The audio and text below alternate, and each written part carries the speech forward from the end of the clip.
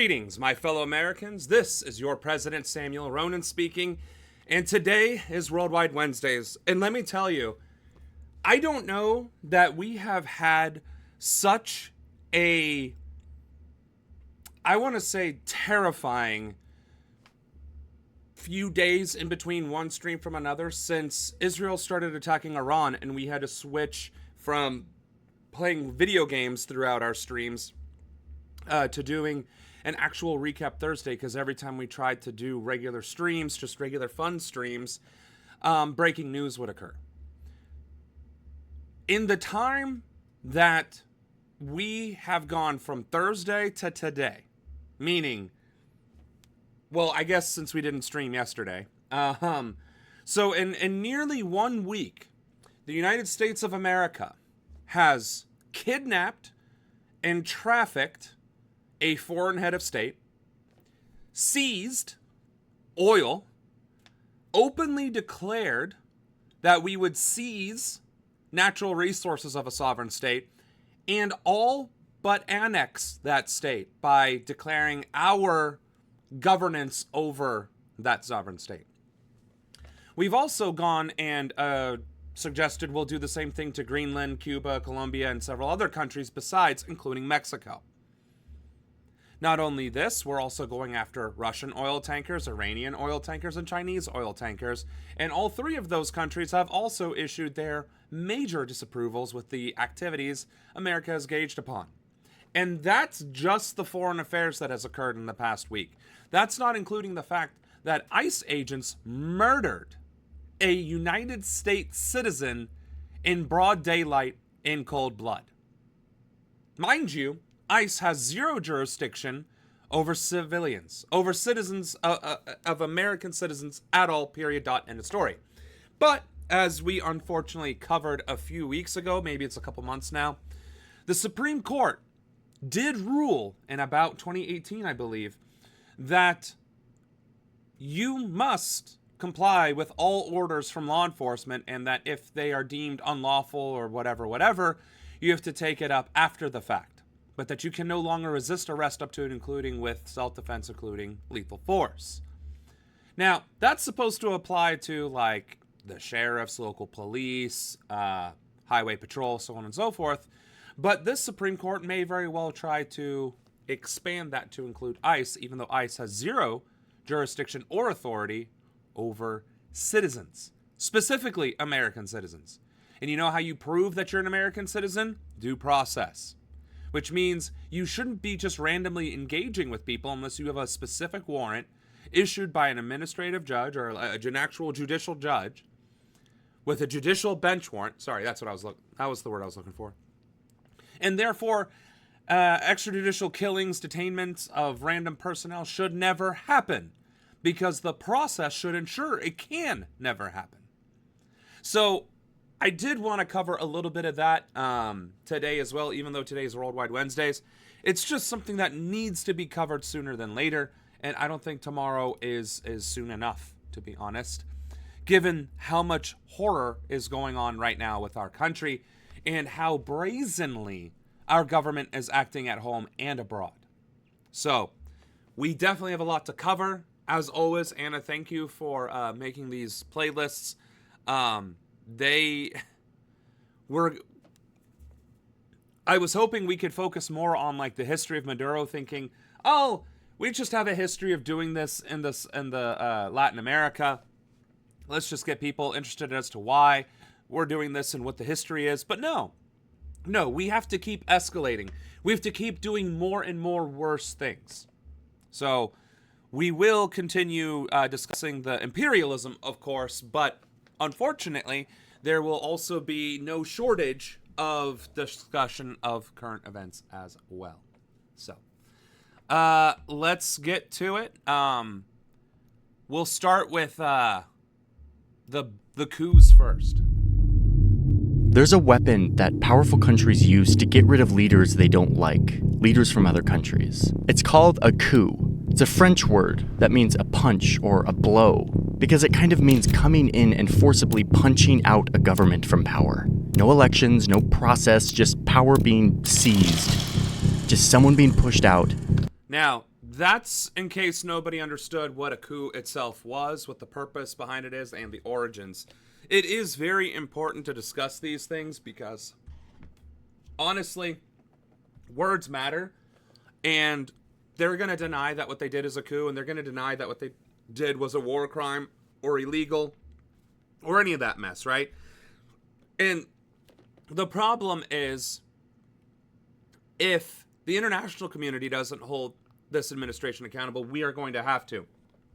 And therefore, using the proper words, the proper terminology, the legal vernacular is how we're going to hold them accountable, up to and including with the maximum amount possible. So that's the main reason why we're with the opening here. And someone being put in. Coups happen in so many different ways, but I want to show you how the coup has been used by the United States of America as a tool to get what they want on the world stage. So let me walk you through some of the major US-led coups over the years to show you that while it sometimes seems like we live in a world full of order and rules, the reality is that the most powerful countries will often get their way. I mean, do you see the red on this map? Look at this map, and it's still going. The editing here is pretty well done, I gotta admit. We, the United States of America, have been sticking our noses in pretty much the entire world. The thing is, I don't know if it's going to show, well, I guess I can use this mouse. I don't know if it's going to show the fact that we did the same thing to Italy and other European countries and throughout the Middle East as well, but by whatever means necessary. How much we have done. Okay, so here's how I'm defining the US-led coups that I'm going to put on our list here. Number one, they were successful. There's a lot of failed coup attempts. We're leaving those out. Number two, there must be at least one US government official involved in the coup. And number three, we need concrete evidence that the US was actually involved, not just speculation. While the US has been involved in tons of regime change efforts around the world, we landed on a much shorter list. These are the coups that I think best exemplify how this tool has been used for international power over the years. And yes, Hawaii, you saw that correctly. Our 50th state was in fact, no, our 49th state. Either way, one of the United States was actually created, was added to the Union because of a coup. And in the strangest way possible, it was banana corporations. It was a banana corporation that pushed out all of the indigenous people from Hawaii from power and then just seized it and then ultimately added it to the United States. But our main focus here is the fact that, well, look at Latin America. Now, granted, that we're successful with military or with U.S. backing, at least one U.S. person, and that it was confirmed. Now, Iraq, Afghanistan, and Iran, I mean, that's pretty obvious because of the global war on terror, right? But it's actually going further back than that, probably the 70s and 80s during the initial radicalization of going from democracy, ironically, to, I guess, religious authoritarianism, right? So we'll cover this for a bit. Hopefully he starts in Latin America. Let's start here. Hawaii. In the independent country of Hawaii. It's 1893, and the U.S. is feeling like the Hawaiian Queen is a threat to American control over sugar. It's sugar that's... Warning, this guy is really good, but he's also a shitlib, so he has some shitlib takes about some stuff. Okay. Well, fair enough. We're not going to watch the whole thing. And I don't want to just skip Hawaii, but I kind of wanted to cover Latin America instead, because that is what's currently in the news. So Nicaragua, New Orleans. All right, here we go. For it, he refunds him for all of the coup expenses using public Honduran money. Oh, this banana man literally... It was Honduras that was the Banana Republic, which is where that comes from. There was a banana company, the Banana Man Sam Zimmeray. Way to take advantage of my name there, bub. But U.S. corporations, a banana company, actually was involved in overthrowing governments for their own personal profit, which is insane because it's a banana company. Like, come on. Who cares about your profits cannot be that dire that overthrowing a country would make that much of a difference in your bottom line. But evidently he thought so too. So Nicaragua is in Latin America. Yeah.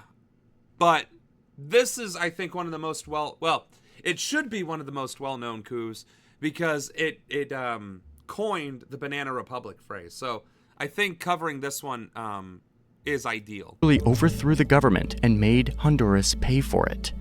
Wow. Okay, so let's move forward to the 50s, where the coup becomes a more useful tool in the American toolkit. There's this new US agency dedicated to collecting and analyzing information from all over the world. Oh, geez. So this was prior to the CIA being formed. That's nuts.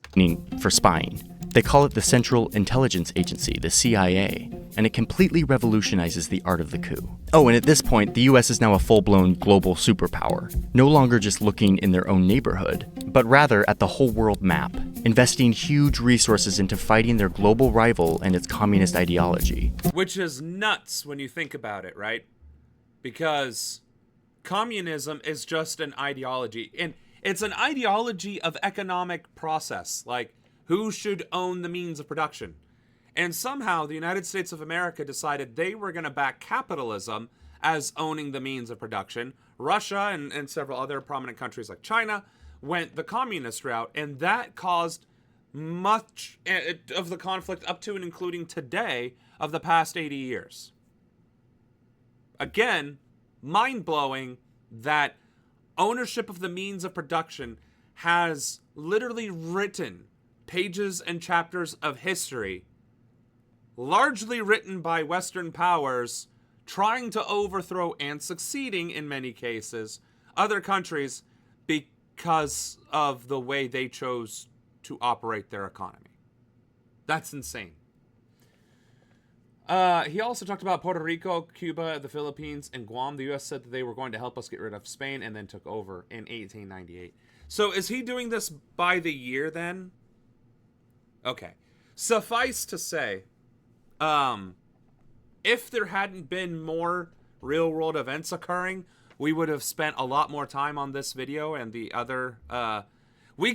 We can keep saving these videos and replaying them. This makes really good content for Worldwide Wednesdays anyway. So let's just keep some of these alive. But yes, you're 100% correct. The United States helped overthrow governments to help liberate them from Spanish colonization, only to turn around and either make it our own territory or plunder them for everything they have. So this gets us to Iran. Iran, So this is 1953. Iran now, granted, that's not Latin America, but even Iran's pretty pissed at us too. So maybe this is a good example of why some of the geopolitical disdain towards America is the way that it is. Where Iran had just elected a new star politician, Mohammad Mossadegh. He rises to power believing that Iran must take back control of its most valuable natural resource, oil, which at the time was completely controlled by a British company called the Anglo-Iranian Oil Company. We know it today as BP. And it's crazy that, once again, an oil company is behind these coups d'etats, these regime changes, or that countries get involved with other countries through this stuff solely to acquire oil. Again, a natural resource that was obsolete in the era that this took place in. Again, the only reason why we rely so heavily on oil right now is not because we didn't have the technology to make clean energy or to do other forms of power, right? Like using steam or using... I think we were actually in the beginning stages of utilizing hydrogen. Of course, we were getting involved in nuclear power, but the oil companies did not want to let go of oil and the presumed power it afforded them and the influence that having oil, I guess, in government had. So it's the 1950s. We're waging wars over oil or in getting themselves involved with other countries due to oil.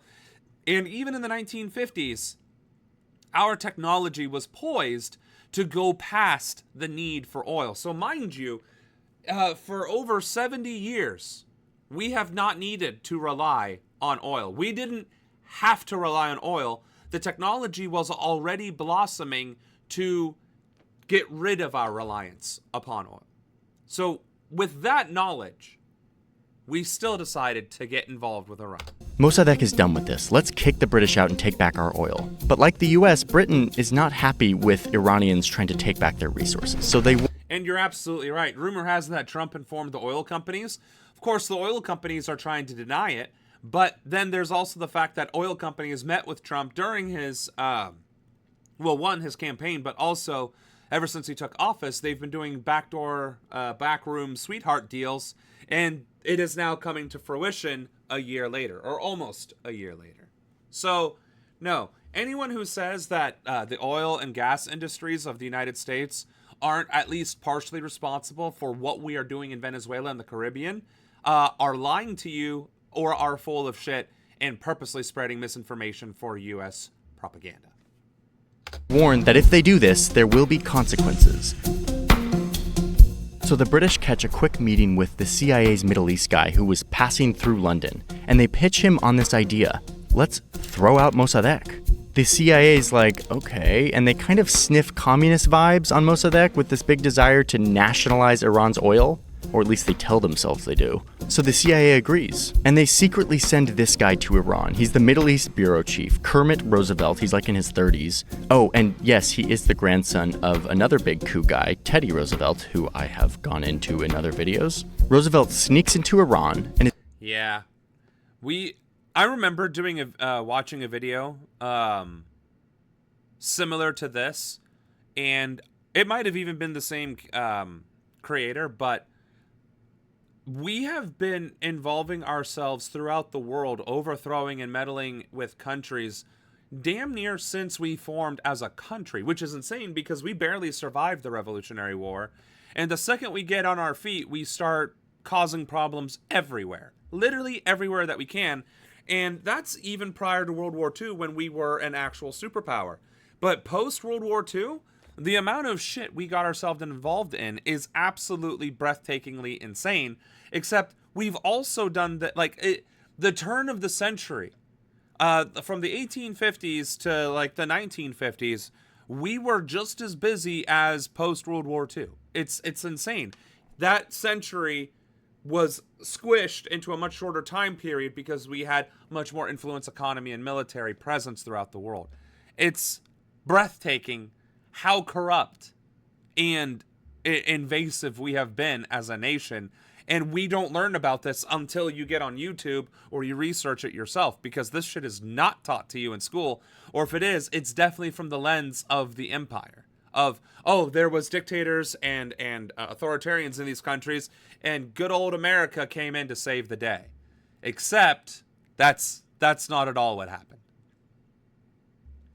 His name is Kermit, and he looks like that in his 30s. Yeah, well, people did not age gracefully back then, right? Is given $1 million taxpayer dollars to use, quote, in any way that would bring about the fall of Mossadegh. So now there's American CIA agents in Iran secretly trying to overthrow the government. And it's a rocky start at first with a bunch of failures. But they start using their money to get traction, bribing politicians, religious clerics, and other leaders to say divisive and controversial things about Mossadegh.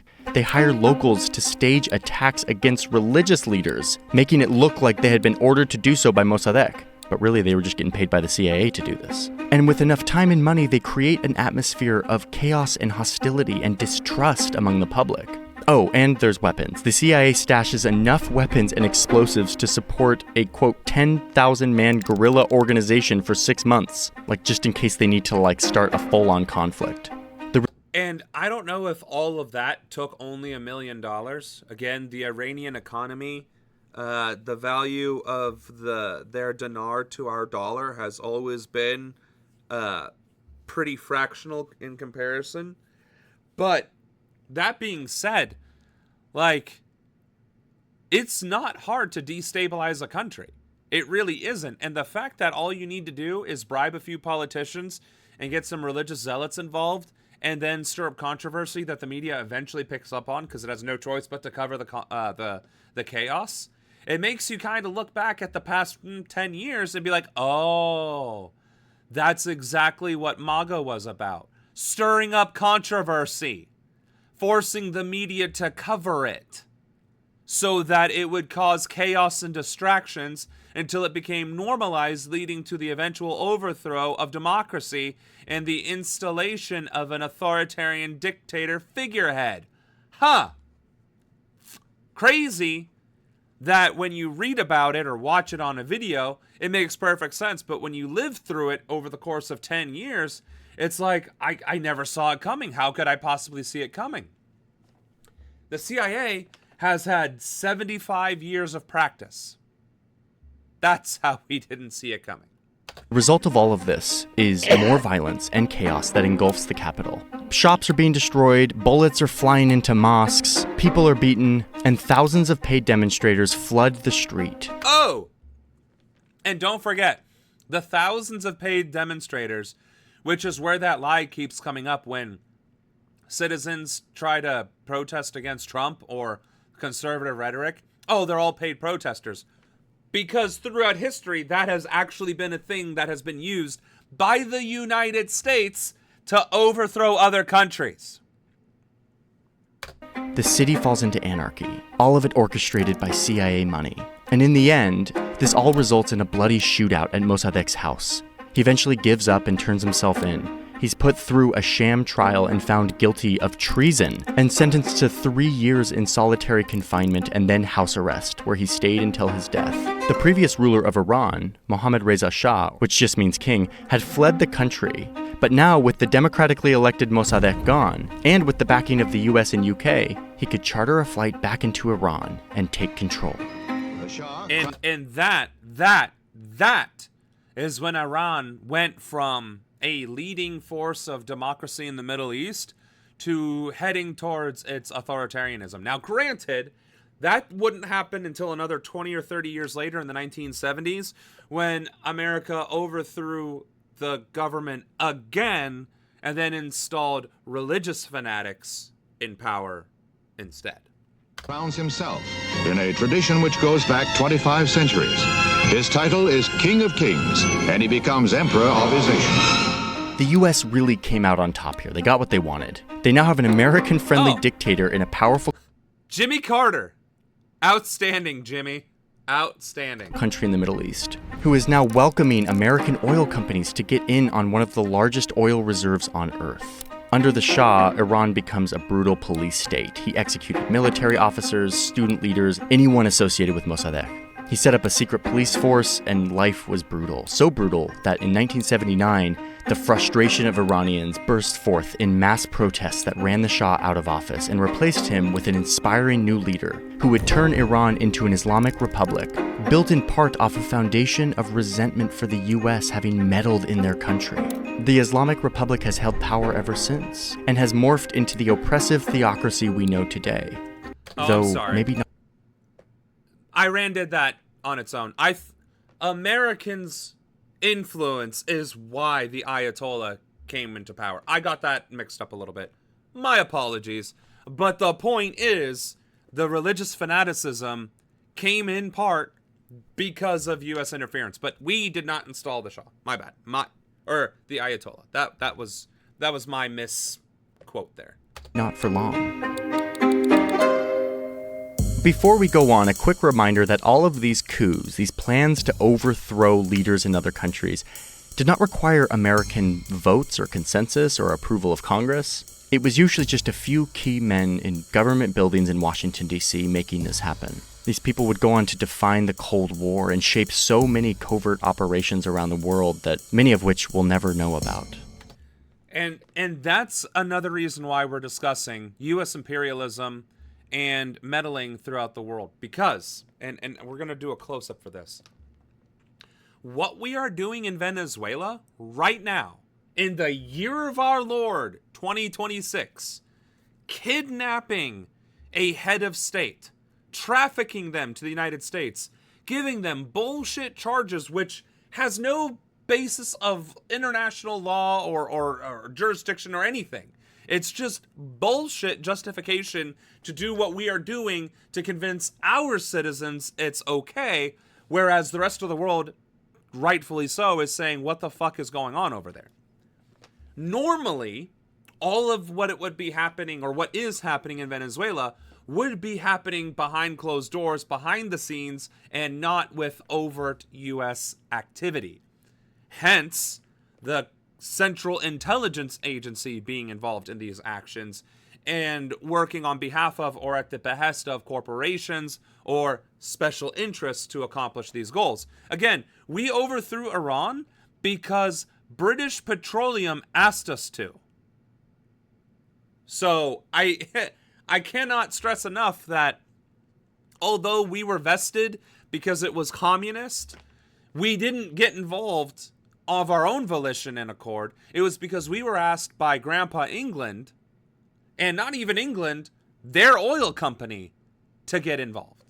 And again, we're going into Venezuela, kidnapping a head of state, trafficking them back to the United States, charging them with bullshit, and are openly bragging about seizing control of Venezuelan oil, rebuilding the infrastructure and selling it to America. Something, by the way, that Maduro was on board with, but evidently we can't have Maduro in power because reasons, right? So, everything that we have just discussed has been clandestine, has been behind the scenes, was hush-hush, right? Until it was released or revealed years ago, or exposed years ago, right? Years later, I should say, after the fact. So, what we are doing is still a coup d'etat. It is still undermining a foreign country, a sovereign nation. But instead of doing it behind the scenes and secretively with the CIA, we are doing it openly and brazenly. And again, because it's not an act of war, it does not require Congress, except it is an act of war because we are openly kidnapping a foreign head of state from sovereign territory, which is itself an act of war. That action, that activity, using military personnel to invade another country and capture a head of state is 1000% an act of war. But evidently, when you have a complicit Congress and an uncaring SCOTUS, Supreme Court of the United States, you can do whatever the fuck you want, apparently. So, it is imperative to understand that what we have been doing as a country for centuries, as it turns out, has never been justified and has never been for the betterment of the country or for her citizens. At least lie to us and say you're seizing oil and you're seizing bananas and coffee and pineapples and whatever else so that people can have access to these luxuries. And not because a banana company, a sugar company, an oil company, and I think one of these I think was also driven by the automotive industry for some reason, but for natural resources or manufacturing purposes. Like, that is absolutely insane that we are doing all this shit for corporations, at the behest of corporations. Like, imagine being in Congress. Imagine being a senator or a congressman. Imagine being president of the United States, getting a call from JP Morgan Chase and being like, hey, I need you to go invade Venezuela for oil because our oil reserves, our investments in oil reserves are down a few points and we'd like to raise them up 10% by the next quarter for our shareholders. And then you're expected to say, yeah, no problem. Or I guess it wouldn't be a bank that would be ordering. It would be the big oil companies. So imagine what? Speedway? No. Why can't I can't think of any. I think it is Speedway. Sheetz. Actually, that's a new one. There we go. Sheetz. Imagine Sheetz calls the President of the United States, or goes and gets a hold of a senator or a congressman, or contacts the CIA and says, hey, I need you to go invade Venezuela so we can get more oil and lower our gas prices. Like, could you imagine? Like, that is so Just, it's so cartoonishly corrupt. It's something Lex Luthor would do. It's something the Joker would do. It's something like cartoon comic book villains would do. Try and blackmail a person in power to invade another country to profit from that invasion. Except it's not cartoonish villainy, and it's not even blackmail. Our Congress people, our Central Intelligence Agency, our presidents are gleefully complying with these requests from corporations. If anything, it's blackmail the other way. It's like, hey, I didn't like the fact you didn't donate enough to my campaign, so unless you want this legislation to go favorably, we're going to need you to invest in this invasion or something like that. Like, it's just batshit insane that not a single one of these coups that have been mentioned throughout this video have had anything to do with national security, but everything to do with being at the behest of corporations. Apparently, Trump hates Maduro for making videos, dancing, and calling for peace. Trump saw that as an affront, which is an absolutely idiotic and petty reason to do that. Which, even if that is true, doesn't change the fact that oil companies definitely had a hand on that wheel, directing him into Venezuela. Plus, Marco Rubio has a hard-on for Venezuela in the first place. So, again, I didn't want to watch the whole video because there is, unfortunately, real world news going on. So, here we are. Let's go ahead and cover that. This is Democracy Now!, democracynow.org. I'm Amy Goodman with Juan Gonzalez. We're breaking in with this news. The United States has seized Venezuelan President Nicolas Maduro after U.S. forces launched what President Trump called a large-scale attack. Maduro and his wife were flown out of Venezuela, expected to be brought to New York. They've been criminally charged.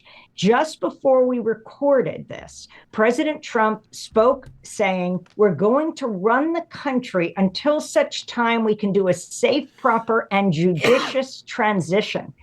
An interview with Fox, Trump said, which is literally, in so many words, conquering another country, but alleging it's only going to be temporary.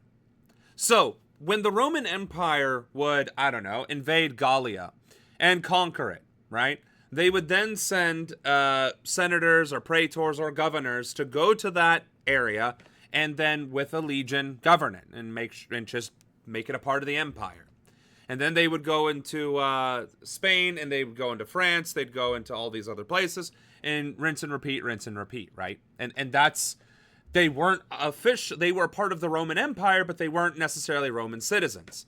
Of course, empires versus countries, right? So America hasn't declared itself an empire yet, but given that it is 7 days into the new year and we're already invading and now governing other sovereign countries, I don't think we're that far off from declaring ourselves the United States of America Empire, or the U.S. Empire, or I don't know what they're going to call it. They might just call it the Trump Empire for all I fucking know. But it would not be unreasonable to expect some sort of reorganization of authorities and powers, especially if this administration decides to go into Colombia and Cuba as well. Now, all of which is to say, America has no right, no authority, nor any jurisdiction over Venezuela, regardless of the fact that we captured and abducted their head of state. Doing so and declaring the intention to do so, again, act of war. We, another country, are going to dictate your country, whether you like it or not. Now, granted, the Venezuelan military, no matter if they engaged in an all-out assault or not, would not stand a chance against U.S. forces. That's not the point. The point is we are illegally occupying Venezuela, and we illegally abducted their president under false pretenses. And the rhetoric behind it is getting worse by the day. So, the U.S. will be very strongly involved in the Venezuelan oil industry. Venezuela has the world's largest oil reserves. It's unclear how many Venezuelans were killed in the operation, which was carried out with the help of the CIA and U.S. Delta the CIA, imagine that. Force soldiers. The U.S. attack has been widely criticized around the world. The Brazilian president, Luiz Inácio Lula da Silva, wrote on X, the bombings on Venezuelan territory and the capture of its president draw an unacceptable line. They cross an unacceptable line. These acts represent a grave affront to Venezuela's sovereignty and yet another extremely dangerous precedent for the entire international community, unquote. And that's very true.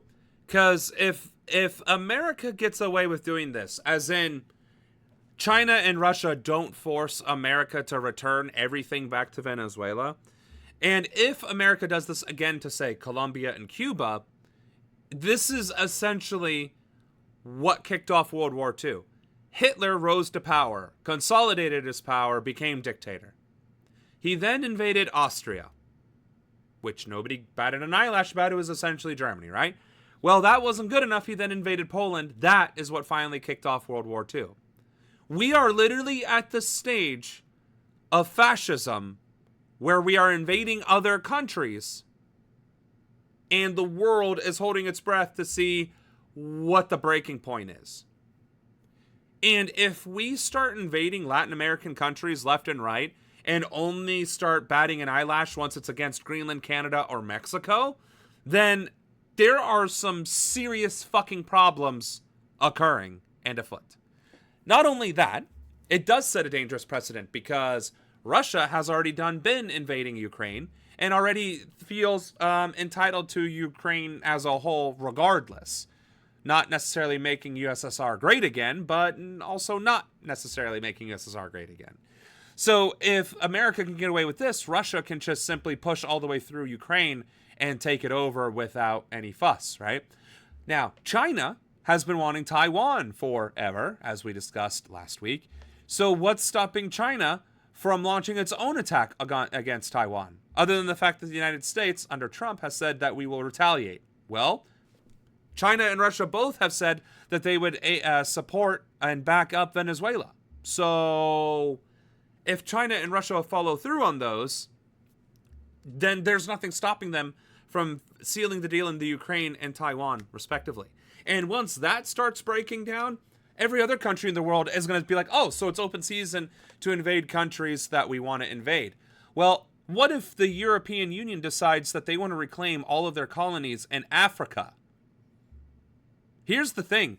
The countries that are most vulnerable are the global south, which have been subjugated and oppressed and repressed by Western powers for the past 2 centuries. So realistically, World War III might not be Axis versus allies. It might be capitalist nations versus everybody else. Good fucking luck. And we won't know that for, I hope, never. I truly hope this is gonna be the end of it. But historically and realistically, given this administration, and the fact that it's January 7th, and actually January 3rd when this all transpired, it doesn't seem likely that this is where it stops. Or even, like, this is the tip of the iceberg. It's just a question of how quickly this escalates and what the ramifications are and how it ends up playing out. That scenario that I painted where the world just decides to gobble everything back up, that's one scenario. Another scenario would be Europe versus America versus Russia and China. A 3-way, possibly even 4-way split, which wouldn't be great for anybody, but I digress. $1.5 trillion, a 0.5 raise in U.S. military's budget. This is all by design. They did this to justify fattening the budget and screwing the rest. Well, I mean, we said this months ago. If they're going to bolster the military like this and spend this much in the military and in weapon systems and this, that, and the other, they're going to want to use it. They're investing in the future, and apparently this is part of that future. and the taxpayers are going to be footing the bill for reckless decisions. Abso-fucking-lutely. He sees anything as a threat, which is why Minnesota happened. Side note, Sam, looks like you got a haircut. The one who did it did a good job. Thank you. It was Gabrielle at Gabriel. I'm sorry. That sounded like I pronounced it like a woman's name. That wasn't the intent. A local barber out here in Ohio. So, thank you for that. But yeah, the ramifications of this invasion and the response of the international community, not the words, but like the physical response or the economic or diplomatic responses, are going to determine how this plays out. Because, again, we read this in a history book in a single paragraph. Hitler controlled the Germany, decided to invade Austria and annex it to Germany. The world did nothing. And a few, I think it was weeks later, maybe. Let's see. Well, first of all, I didn't put any of my links up because I was not paying attention. All right.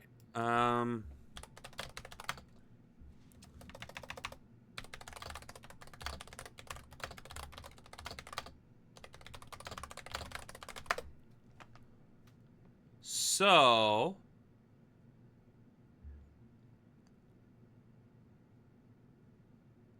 18 months. Okay, thank God. Well, I shouldn't say that because it still happened. So, in a best case scenario, we have 18 months before the next invasion. Because again, we're not annexing Venezuela, we're just governing Venezuela and absolutely taking control over their oil. So, other countries like Colombia, Cuba, probably everything else in Central America is a target right now. Like, that is an absolute target. It is 100% a credible threat that we have crossed the Rubicon. We have 100% violated that which we should never violate, which is unilaterally declaring war without actually declaring war, which somehow bypasses the war powers of Congress. Somehow invading another country and kidnapping their head of state is not a war power, which requires congressional approval. Somehow. No, you pronounce it in Spanish, and the guy was probably Dominican. Fair enough. And if they arrested BB and took him away, then the clowns would say that's not cool. Right. And that's the thing. We go after an actual genocidal dictator with an arrest warrant from the ICC, and it would cause a shitstorm in the West. But we capture a Latin American president, and nobody gives a shit. Or at least has so far only given lip service to it. Mexico's Ministry of Foreign Affairs condemned the attack as a clear violation of Article 2 of the Charter of the United Nations. Congressmember Greg Casar, chair of the Congressional Progressive Caucus, wrote, "Trump has no right to take us to war with Venezuela. This is reckless and illegal. Congress should vote immediately on a war powers resolution to stop him." Now, here's the thing. Did Congress vote on a war powers resolution to stop Trump from invading Venezuela? And check this out, 10 fucking hours ago. It was unconstitutional. 10 hours ago, there is no interest in doing it. Did Trump have to? Yes, he did. And the Intercept saying they blew their chances. Oh, seriously? Is this paywalled?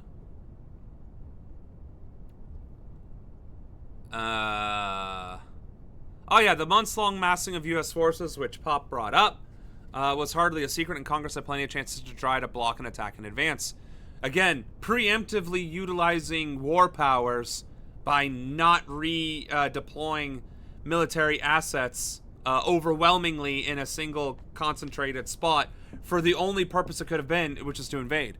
And I don't know how many times we have been on stream, and I said there's only one thing that's going to happen with all of this gathering of ships and deployments in the area, is an eventual invasion. Now, granted, we all thought, myself included, that this was going to happen during the primaries, right? Or during the general election to empower congressional conservatives in their races for whatever reason. Somehow that would help them. But the fact that it happened at the turn of the new year was completely 6 months in advance, a year in advance.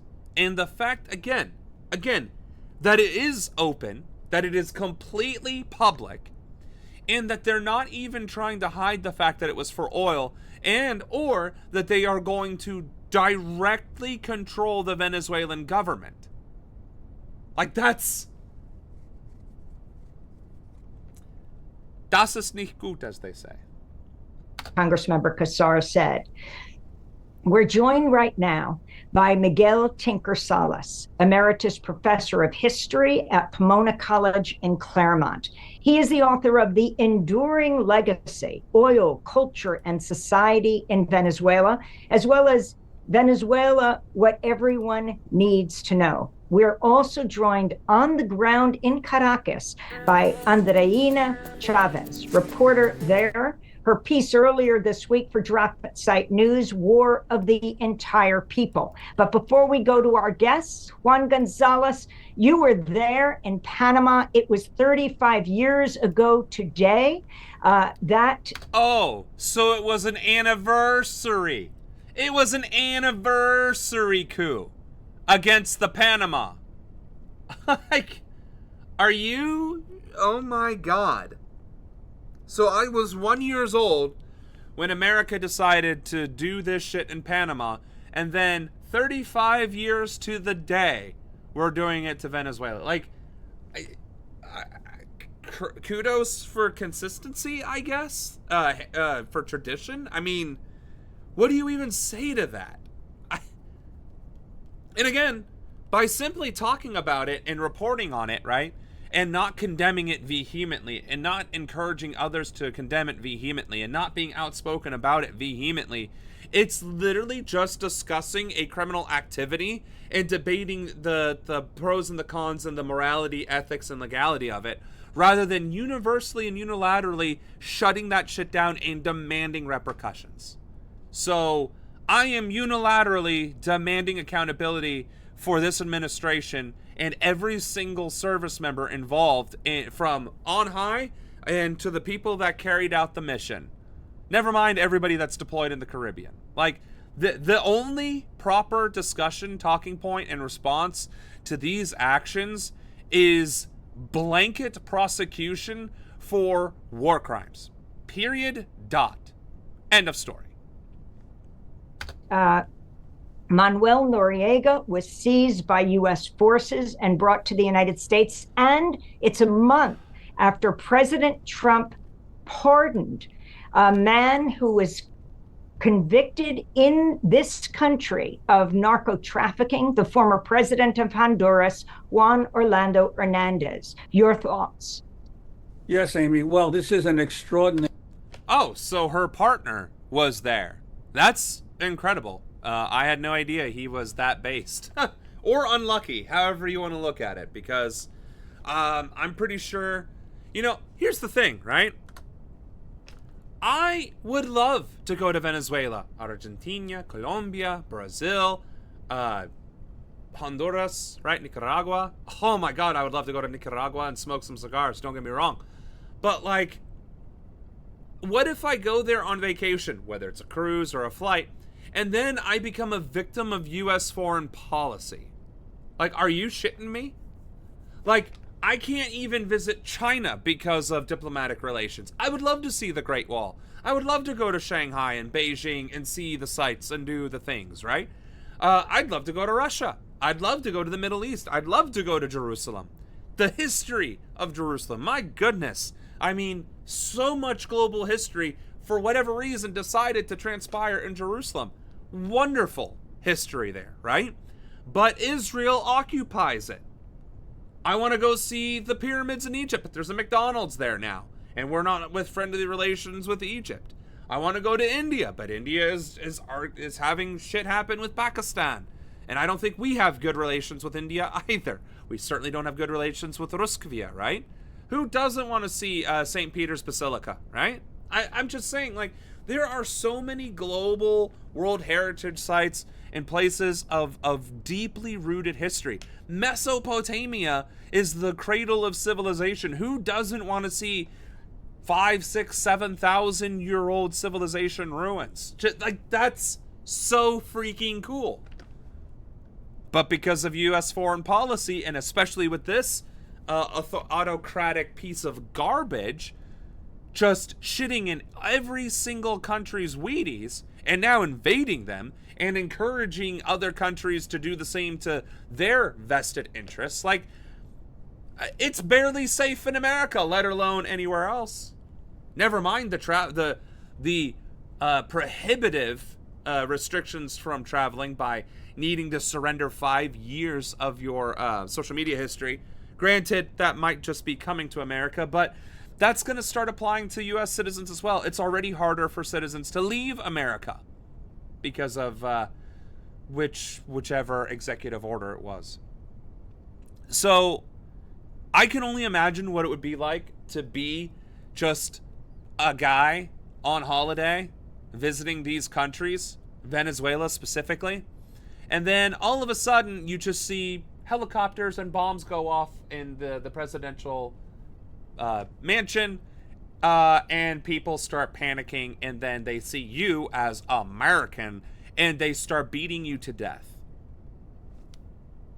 I just can't I can't imagine.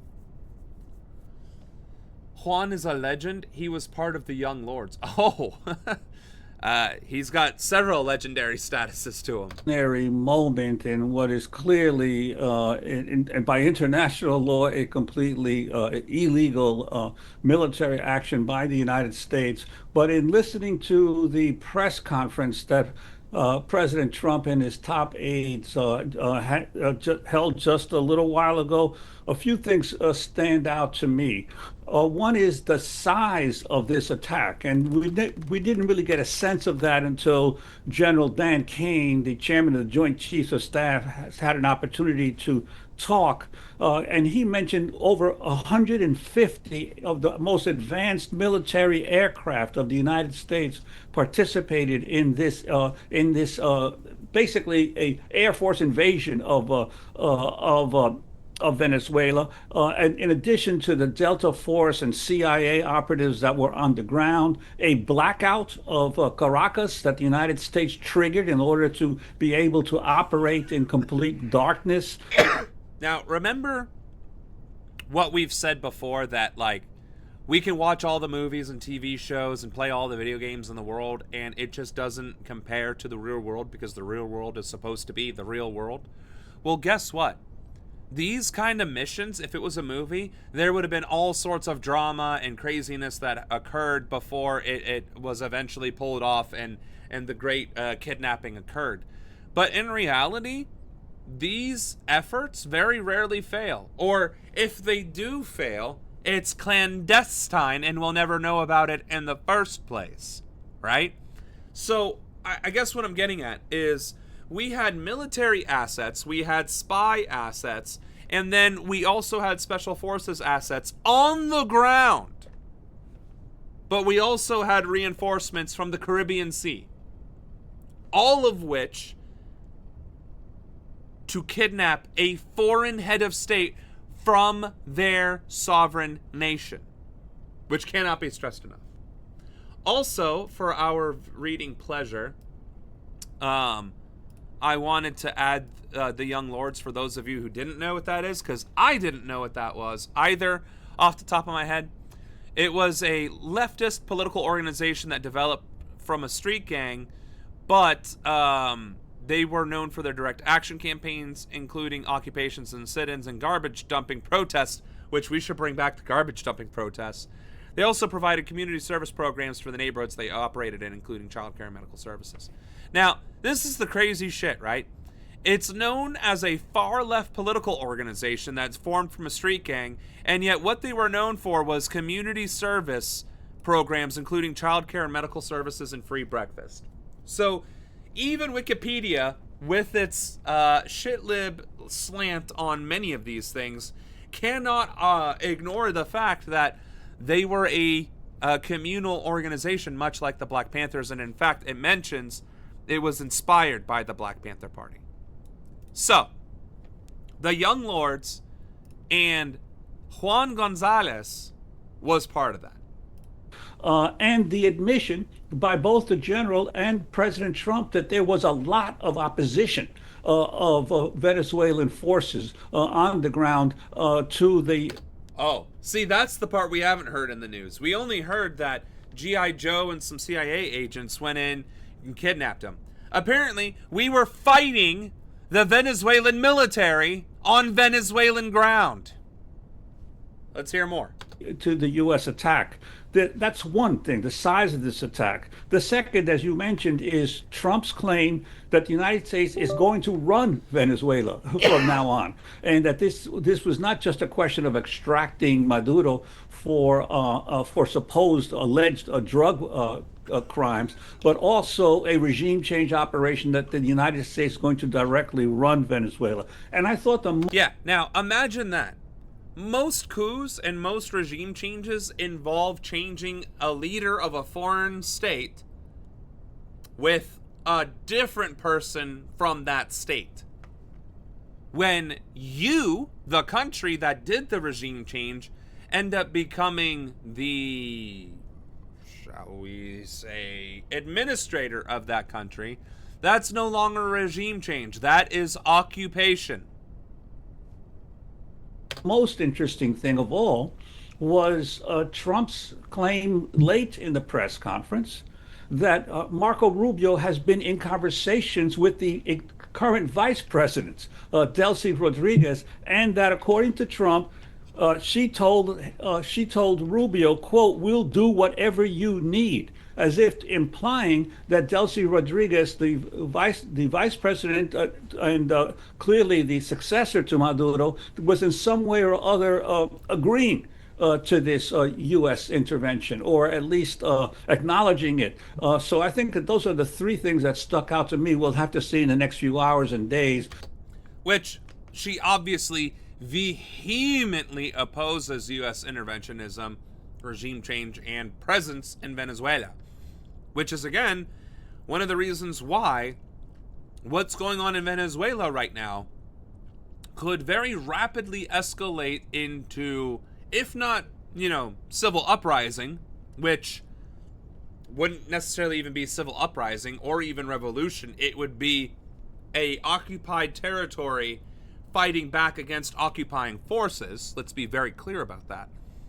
At best, that's the way it would go. At worst, it would be open declaration of war with Venezuela. Now, why would a massive resistance against occupying forces be better than Venezuela actually declaring war against the United States and using their military directly through the United Nations Charter justification, right? I think they said Section 2. Why is that worse? Why is actual declared war and the official military engaging with U.S. forces worse than if Venezuelans decided to throw us out of the country? Here's why. Declaring war has legal ramifications. It is an official legal act, which means it triggers other legal activities. The one that matters the most are treaties. Treaties are legally binding documents between one or more countries. Well, I guess one partner country or more, right? Which is to say, if Venezuela has defense treaties with other countries, for the sake of argument, Colombia and Cuba, China and Russia, then those countries are obligated to support Venezuela militarily, right? Depending on the terms of the treaty. So I don't know, personally, if Venezuela has military treaty agreements with other countries, but if they do, a formal declaration of war would trigger them, which is another reason why World War II happened. Well, actually, that's the main reason why World War I happened. You killed Archduke Ferdinand, and that just triggered all of these treaties popping off. World War II was obviously because Hitler. But suffice to say, if instead Venezuelans just throw U.S. occupiers out and make it extremely untenable for U.S.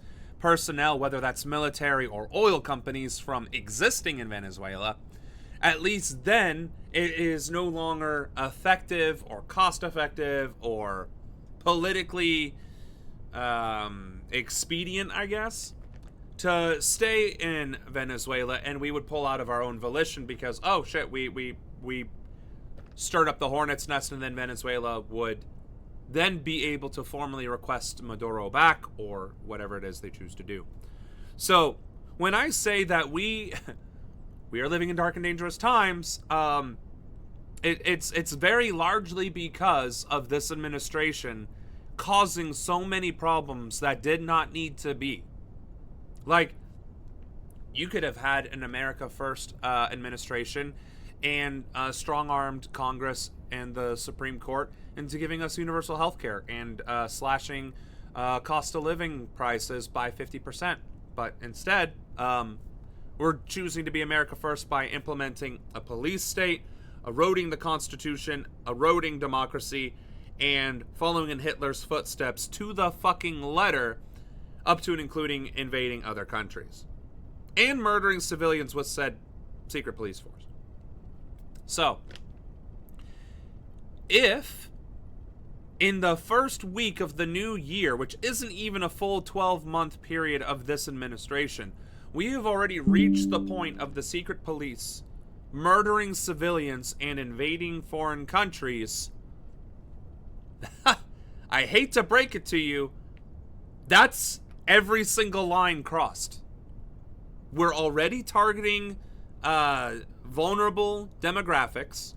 We all are already making the economy extremely uncomfortable for the masses. Severe poverty is crippling us, but we're also unable to revolt against it because of said crippling poverty. We have industries dictating terms and involving themselves in our government, invading our government. We are authorizing our military to invade our own cities, which is now normalized. And that secret police force has been terrorizing every single vulnerable minority group in the country. And now, in addition to all of that and the economic bludgeons that we've used via tariffs with all of our with the global community, including our own allies, there aren't very many lines to cross. And having the secret police force murder civilians and invading other countries for natural resources without utilizing congressional war powers approval, I'm not really certain what other lines are left. Like, all of the lines, as far as I'm aware, have been crossed. Like, I'm trying to think. Oh, we haven't canceled elections. You're right. We haven't canceled elections, and he isn't openly assassinating or targeting in terms of arresting, prosecution through the sham trial. So you're right. We have several lines left in the political processes that haven't been crossed. But given the secret police force and the willingness to deploy troops in the country and terrorizing demographics, minority groups, there's nothing stopping ICE from being posted at polling locations or the military being in heavily populated black and brown parts of the country also at polling locations. So election interference is the next thing to happen, and I guess we're going to have to keep an eye on the primaries, which are about to start kicking off for federal, like, House and Senate elections. In fact,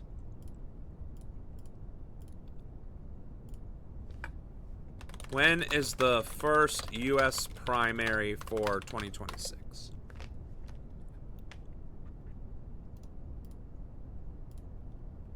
I think it's in February or March. Yeah, Arkansas in March. Because there's some countries, some states that are ludicrously early. And I thought Iowa was one of the earliest, but I guess it isn't this year. Idaho. Because I thought it was definitely one of those two states that had their stuff very, very early. But it seems as though that is not the case this year at the very least. Instead, that is primary day, yeah. Will it organize? Sweet. Arkansas, North Carolina, Texas, Mississippi, and then Illinois all in March. The next primaries are in May, which is quite a few of them, including mine in Ohio. And then pretty much June, August, and September. So the latest ones being September. That's crazy. 2 months out, or a month and a half out from Election Day. That's wild. But still, we're going to have to keep an eye on these 5 states and to see if ICE and the military are going to get deployed at their polling locations. Because if they are, then that is the second to last line left, mind you, to be crossed. The only other line at that point would be murdering or prosecuting or otherwise targeting political dissidents or rivals or opposition. You know, going after the Democrats directly, making it illegal or disbanding the party as a whole. That would be the only thing left, because we already have concentration camps to go along with our secret police. We've slashed healthcare and given tax breaks to the billionaires. We don't even have public transit to slash, although that would have been on the table. We've gutted OSHA, we've gutted regulations, we've still gutted the FCC, like just air travel, which isn't doing anybody any favors. Tech bros are not allowed to be regulated for 10 years with AI. So, I mean, every other economic and social policy or issue or domain has already been violated. Our government has been gutted, and we have absolute fuckwaffles in charge of each of the various cabinet positions. So, literally the only things left are to target the elections and then opposition groups, opposition parties, which in this case would mean the Democrats. Because places like DSA and so on and so forth are already not. They're already persona non grata. Did that freeze? Okay. Let's see. Juan is a legend. Oh, my boss got stuck coming back from Puerto Rico and the Dominican Republic from holiday break because we invaded Venezuela and Puerto Rico's airspace was closed for a couple of days. That's insane. So your current boss or your previous boss or what? Yeah, the Young Lords were apparently the Brown Black Panthers, which is pretty awesome. Trump and Rubio are liars. Shocking. It triggers alliances to come in to defend whomever gets attacked in their alliance. Exactly as we were covering. I'm sorry I went off on a very long tangent there. They are the first during presidential election years. Awesome. And it was your current boss. Outstanding. Outstanding how close to home all of this shit is. And how there are 0 degrees of separation from this administration's activity. To what degree some of these claims of Trump are actually factual? Well, these developments of the last hours have been stunning. We want to go first to Caracas, to Andreina Chavez. If you can talk about how people are responding, what we have seen, the images of different cities of Venezuela being bombed, attacked, a large-scale attack, as President Trump put it, by the United States. Yes, first of all, I just want to say that President Nicolas Maduro, he wasn't captured, he wasn't seized, he wasn't arrested, he was kidnapped. This is a kidnapping. The United States has just kidnapped a constitutionally elected president. So this is something that it goes beyond our wildest imagination. This is something terribly against international law, against all principles of sovereignty, of self-determination of the people. So this is something that we need to clarify. Second, these comments that President Trump and his government are saying that they are negotiating with the government of Venezuela, we should not believe those claims. None of that has been confirmed. Vice President Delcy Rodriguez, she has very clearly stated that the message right now is to resist. The message right now is to go to the streets, is to fight against this imperialist aggression, is to denounce this imperialist aggression. And there is no such thing, such transition or vacuum power happening right now. Right now, we are fighting against this aggression. So we need to treat this, as well they should, claims by the Trump administration mostly as psychological operations to try to debilitate even more the Venezuelan government that is still standing, that is still here. We need to remember that we still have a Venezuelan government, even though President Maduro has just been kidnapped. And that's the other thing, too.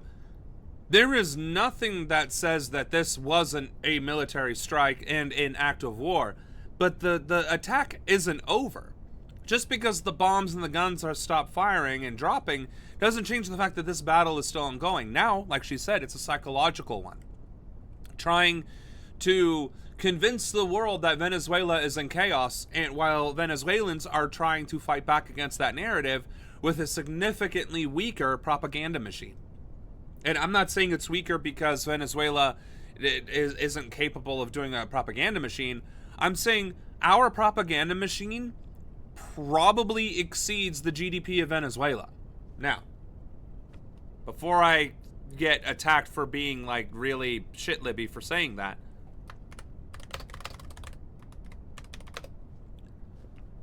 no, I am 100% correct. There is no doubt in my mind that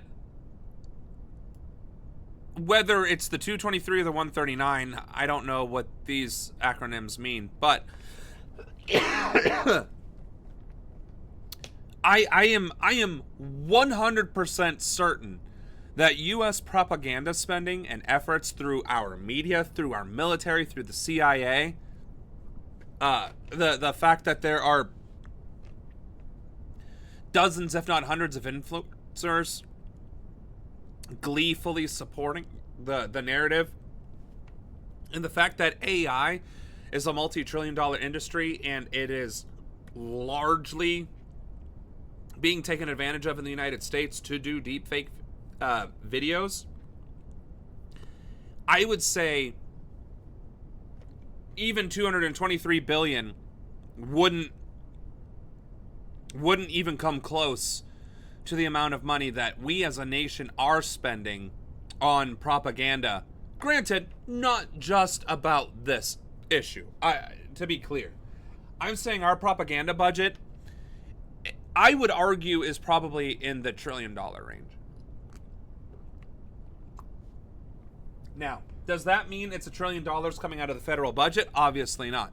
I'm saying that the infrastructure surrounding our propaganda machine, that is probably at least $1 trillion annually. So at least almost 5 times as much from the bigger number here, or almost 8 times as much from the smaller number there. Like, no. How is Venezuela gonna compete with a propaganda machine that dwarfs its actual GDP? Like, that is insane. And also, to be able to say such a thing, the U.S. propaganda machine has greater funding than the countries that they are being leveraged against entire GDP. That is an insane statement that is also true to make. And the fact that Venezuela is up against that while also dealing with the U.S. military presence in the Caribbean, while we are holding Maduro hostage? What can Venezuela do? I mean, granted, it's not a matter of what can Venezuela do. They can do whatever they want. But what are the ramifications of Venezuela taking action, right? And what action can Venezuela take to recover their duly elected president from U.S. holding? I mean, I don't like the words that need to be used. I don't know that they exist in the English language. We are holding Maduro hostage. He needs to be released back to the Venezuelan people. I don't know what Venezuela does or what's in their toolkit to do or utilize. I think it's going to require tapping some of those treaty alliances, because other than that, like, Venezuela can fight. They can resist. But America has proven itself willing to engage in multi-decade conflicts and then lose those multi-decade conflicts and then strut around the place as if they won. So I'm just saying, viva la resistance, but like the international community is going to have to do something. Second, as you said, we just experienced They are the first during the presidential election years. The invasion, I think. I'm sorry, I missed the context of that. Adriana Chavez, no relation to Hugo Chavez. Also, the whole Western world amplifies our propaganda machine, which, right. So, I mean, $1 trillion is probably extremely generous. It's probably closer to 2 or 3, if we're being honest. Quite horrifying night.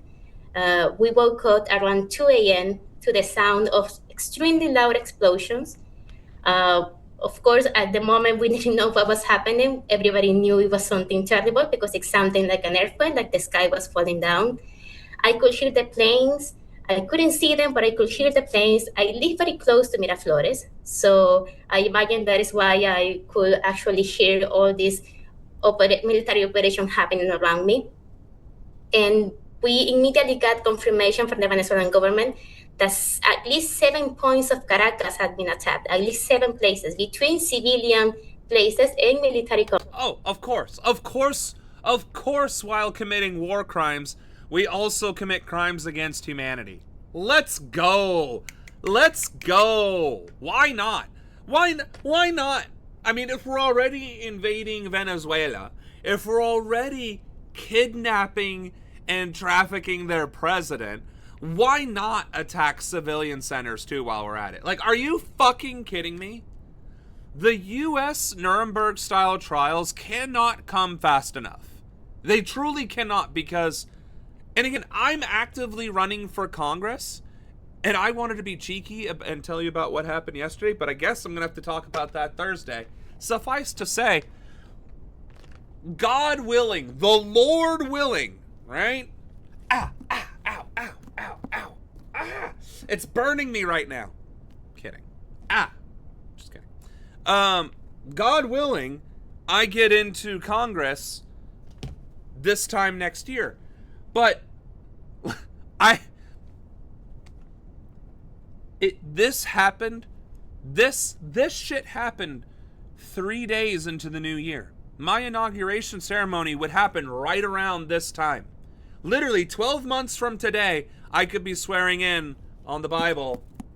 I state your name, swear to protect and defend the Constitution of the United States, and whatever the oath is for Congress, right?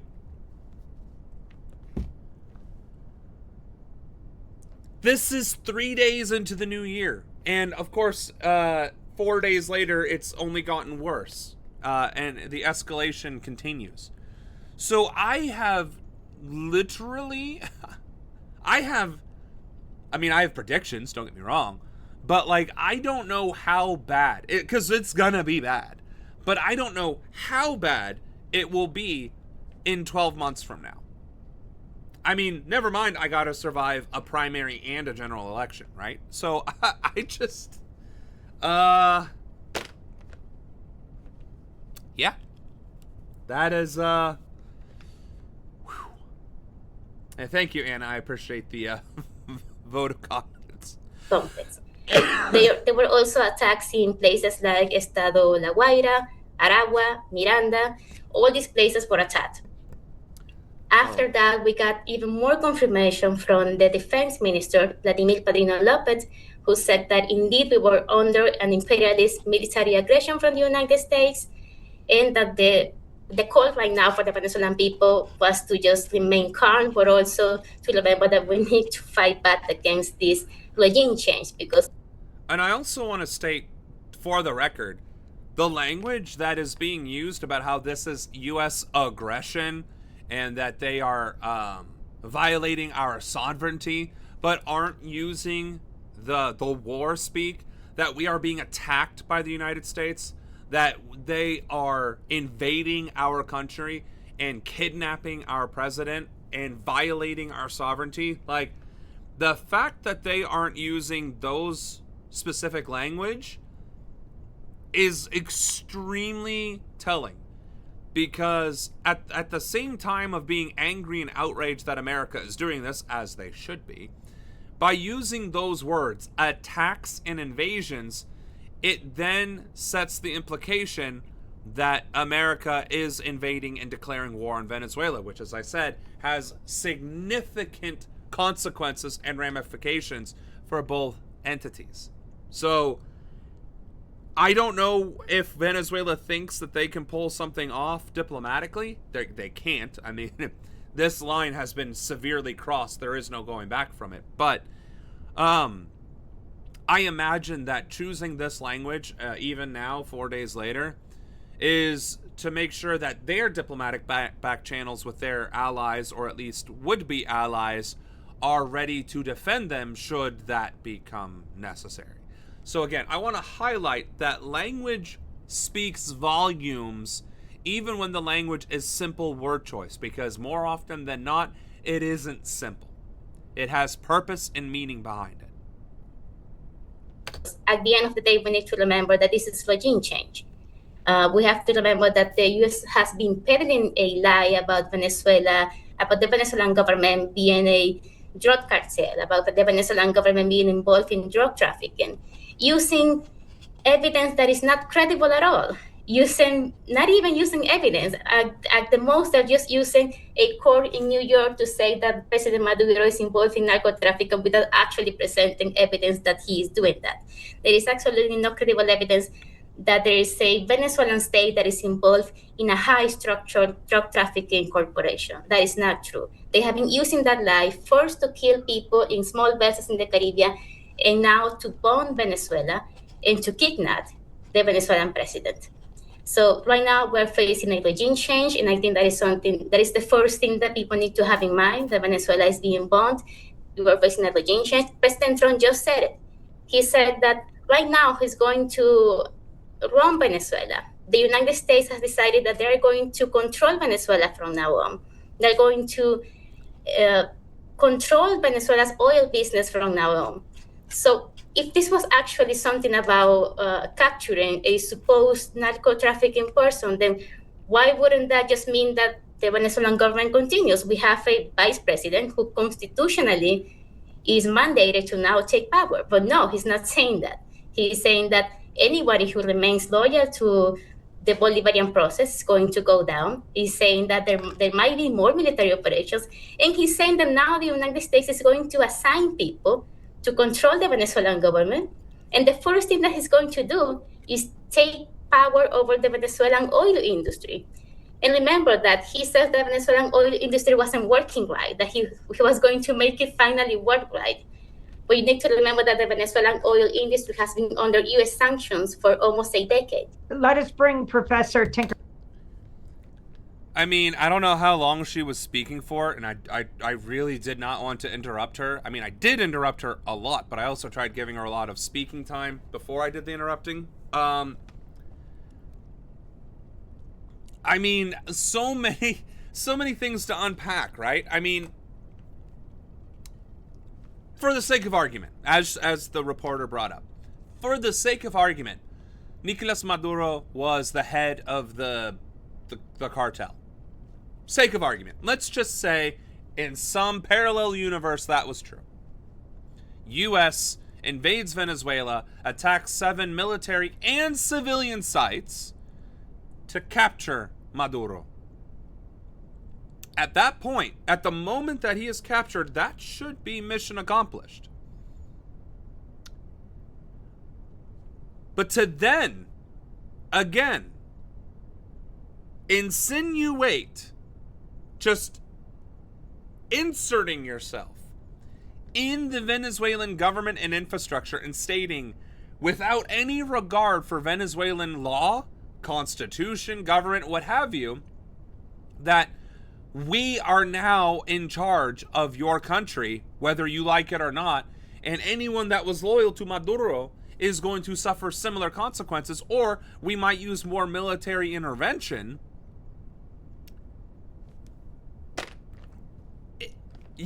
I mean, 1 + 1 does not equal 2 in this situation. It's like, this is not an A + B = C scenario, right? This is not a scenario like this. This is literally a failure to manufacture consent in the first place, because bombing the boats in the Caribbean backfired on them heavily, which again goes to show that we're an authoritarian regime at this point, because no consequences, no reprisals, no accountability, right? And Pete Hegseth still has his head on his shoulders, or isn't behind bars. Suffice to say,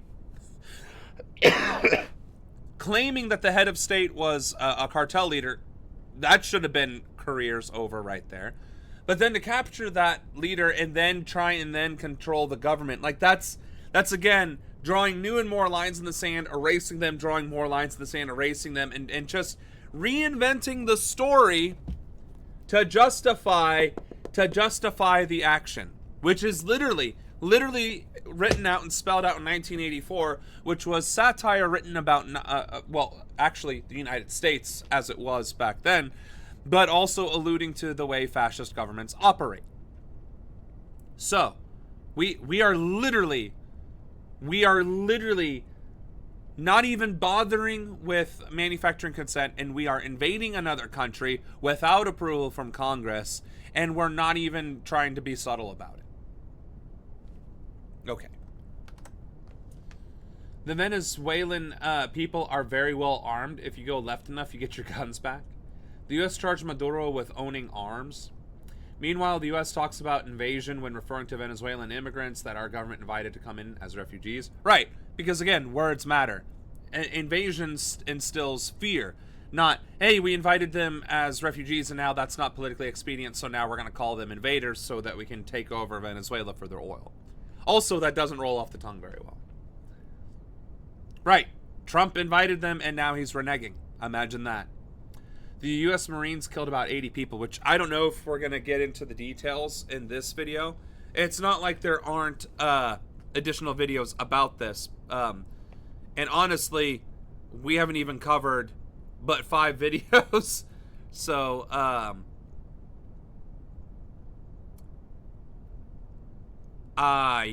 mean, I don't know. I think we got the gist. I mean, we watched a third of the video. I think we got the meat out of that. This is Democracy Now!, democracynow.org, the War and Peace Report. I'm Amy Goodman with Juan Gonzalez. As we talk more about the U.S. attack on Venezuela and the abduction of Venezuelan President Nicolas Maduro. The fuck? There's our technical difficulty for the day, folks. All right.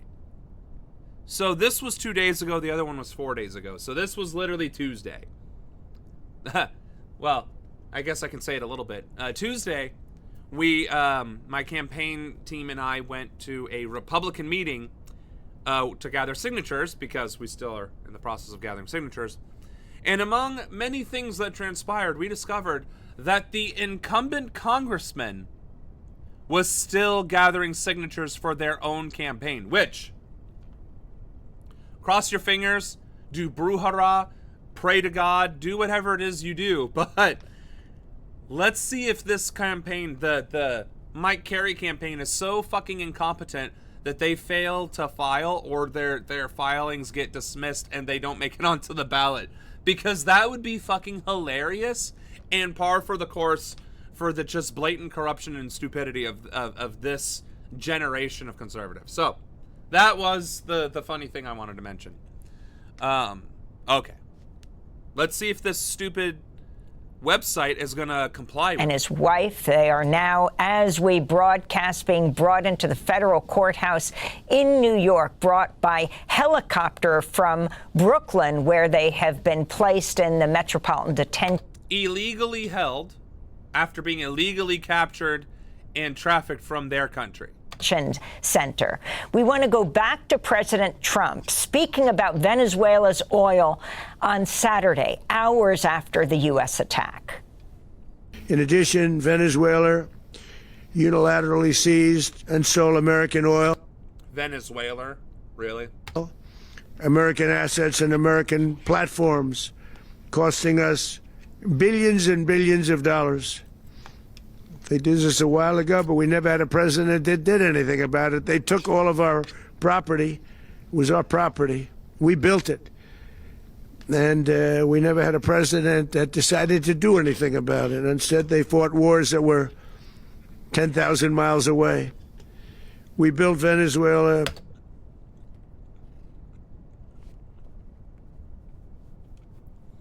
Okay.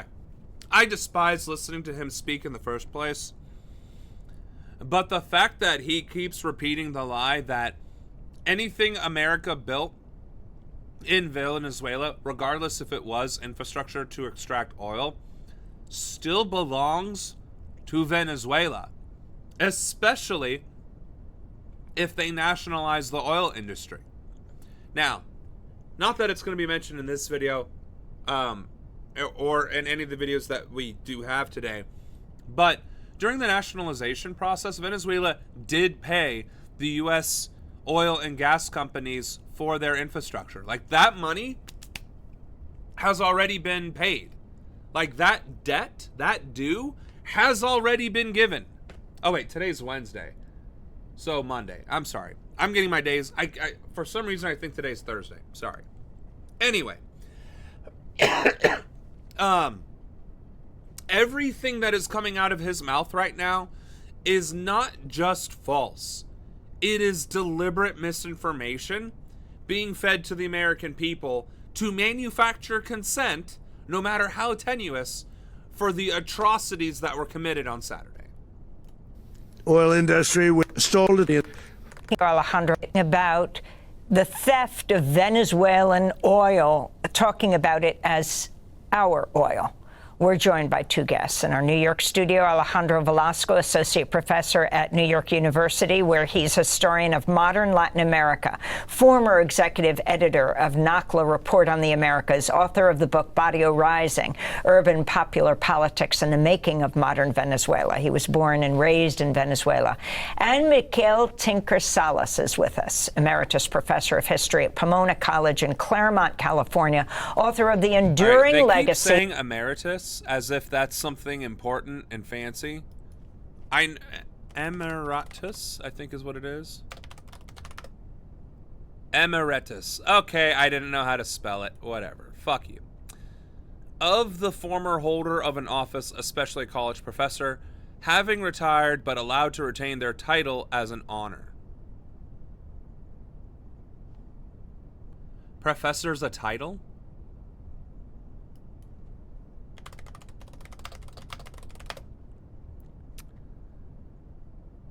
Is an academic rank at universities and other education research institutions. Literally, professor derives from Latin, a person who professes, are usually experts in their field and teachers of the highest rank. Oh. Well. I thought Professor Emeritus was itself a rank. I thought, professor was just what they called teachers at colleges and university. I guess I'm an ignorant yokel. Ope. Well, the more you know, I guess. The oil cult. My dad was still a professor when he died, even though he was no longer teaching. So he was also a professor emeritus. Outstanding. The more you know. Hey, at least I admit when I don't know something, okay? And then I immediately try to figure out what it is, and then I adjust my knowledge pool. Culture and society in Venezuela, and the book Venezuela, What Everyone Needs to Know. Welcome back, both of you, to Democracy Now! Professor Miguel Tinker Salas, oil is what you've been covering in Venezuela for decades. Talk about Trump's comments that it's Venezuela's oil that will fund the U.S. running Venezuela. Well, we heard the rhetoric just keeps getting... This is what I'm saying. This shit happened Saturday, and it has only gotten worse since. From the rhetoric, from the threats, from the fact that we're still illegally holding hostage a foreign head of state. Again, yeah, not that anybody would complain if a foreign country kidnapped Trump or even Biden, but at the time Obama was in office, I would argue a majority of the country was happy he was in there during his first term. Imagine if Venezuela invaded America and captured Obama and charged him with terrorism, which I guess wouldn't have been incorrect. Hold on. Being a cartel leader, which is also kind of correct because the CIA does actually... You know what? I guess if a foreign country kidnapped one of our presidents and accused us of being narco-terrorists or terrorists in general, they actually wouldn't be wrong. Never mind. I'm going to change my... Yeah, we'll just go. This with Bush and the Iraq invasion, that the oil from Iraq was going to finance the intervention and the long-term rebuilding. I'm sorry. We are recycling weapons of mass destruction, and oil is going to pay for our occupation in illegal war? Outstanding. The reality is that failed in Iraq, and it will fail in Venezuela. Venezuela's oil industry has taken a hit in the last 15 years. It is a semblance of what it used to be. And the reality is I cannot imagine any American oil company going into Venezuela, spending billions of dollars to build up an infrastructure without American boots on the ground or without very clear guarantees. And even if they... The escalation that is being dictated by U.S. oil companies. We are not going to go into Venezuela and spend billions of dollars on oil infrastructure unless you invade and occupy the country. Again, we're not even just seizing what exists and calling it a day, which is, don't get me wrong, bad enough as it is. Like, that is already far and above bad. But now we're going to be contending with the fact that it's outdated or collapsing or whatever the case may be, or not up to par. And these oil companies from America are like, well, we don't want any part of this unless you can guarantee Venezuela is going to be under U.S. occupation for the next 2 or 3 decades. Again, we are like 3 corporations in a fucking trench coat. Like, America is the largest corporation on planet Earth with a fully functioning military and sanctioned espionage force. Like, I honestly want to get back to Conspiracy Theory Fridays because instead of... And we can't even watch alien conspiracy videos, which is something near and dear to my heart. I would love to just be watching about alien conspiracy videos and listening to the tinfoil hat people, right? That brings me joy. But instead of that, we would actually have to be talking about the conspiracy about the Incorporated States of America and the ramifications of that being an actual thing that exists. And the fact that the America that we think of as a democratic sovereign state might very well be incorporated. Like an actual corporation with the illusion of, you know, an actual government. So among other things of conspiracy value, right? And so the fact that Citizens United is what exacerbated this problem. The fact that corporations are more and more openly, publicly strong-arming or discussing policy, and then that discussion turns into reality by our Congress or the president, cannot be ignored. And the fact that it's happening more and more and more, the fact that it has already been revealed that Trump has a pay-to-play scheme going on. If you pay him, he will grant you pardons. If you pay him, he'll make sure to give you an executive order or a favorable mention in government contracts. Like, how many weeks or months from now is it going to be revealed that big oil did in fact bribe Trump to invade Venezuela, to occupy Venezuelan oil fields, to reinvest in that infrastructure, to then occupy Venezuela to profit off of their oil and fund the occupation? Like, I don't know how much worse this shit's gonna get. And I'm afraid to make predictions, because every time I make a prediction, it comes true with great alacrity. Like, extremely accelerated timelines. Again, I knew unequivocally we were going to invade Venezuela eventually. I figured it would have been done strategically. Shame on me for thinking about strategy. To try and bolster the support of Republicans in the May or June or August primaries. But they did, the process would take close to a decade. So Trump is talking the same way he always does. It is an exaggeration. It is an outright lie. I mean, it's not an exaggeration if the motherfucker invaded a whole ass country, kidnapped their foreign head of state, and is now holding him hostage.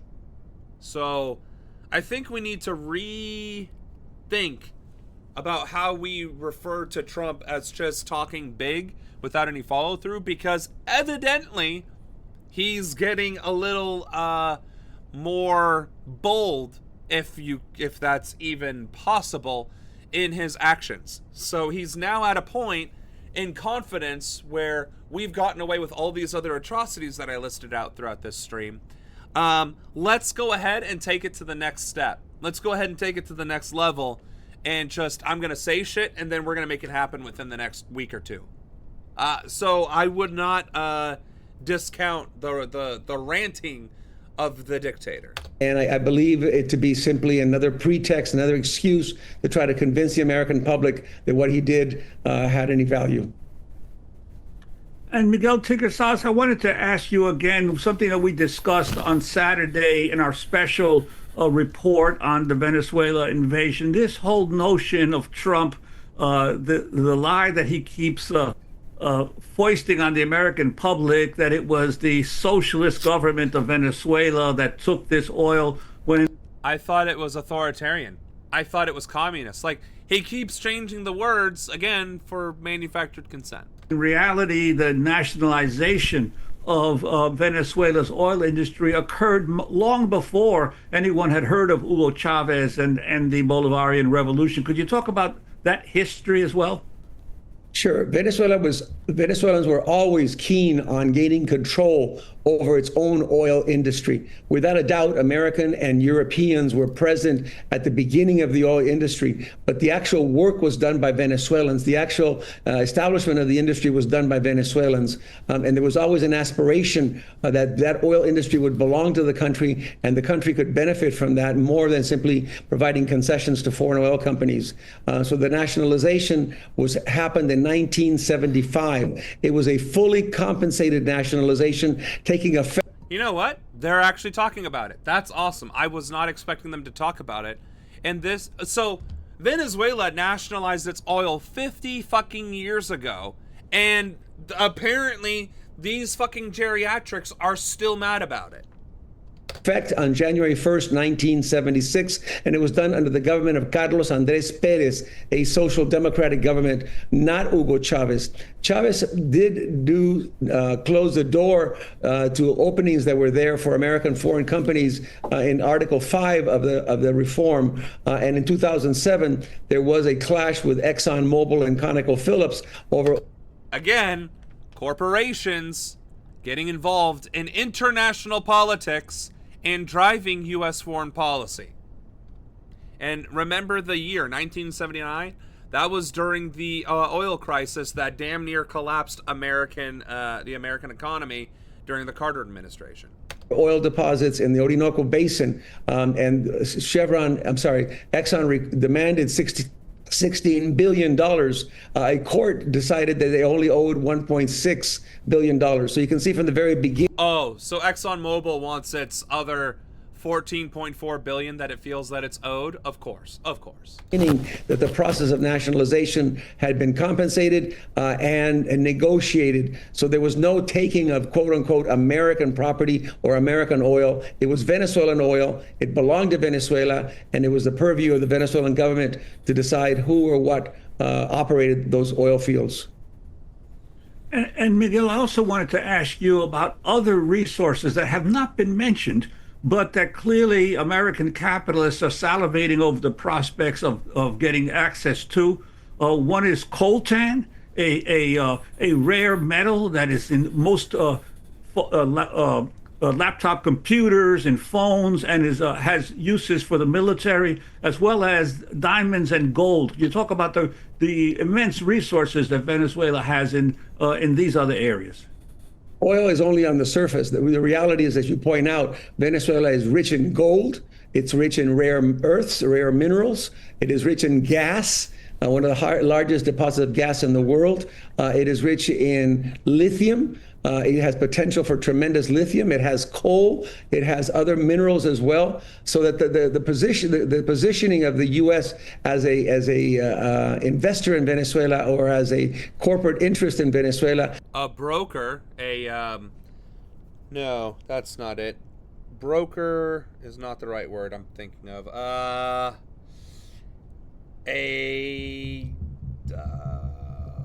Steward. A steward of Venezuelan natural resources. Also, Venezuela, maps. So, Venezuela, directions. I'm going to drive to, I guess you theoretically could drive to Venezuela. Anyway, Venezuela is, I won't say a very small country, but, hold on. I forgot that my maps will, dox me a little bit. And I thought I'd, hold on a second.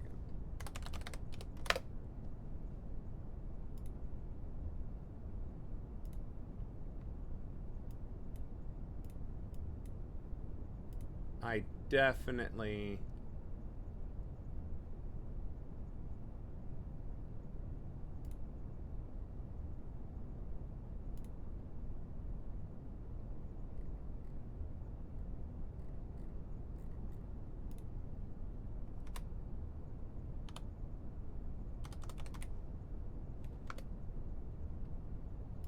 Are you shitting me here?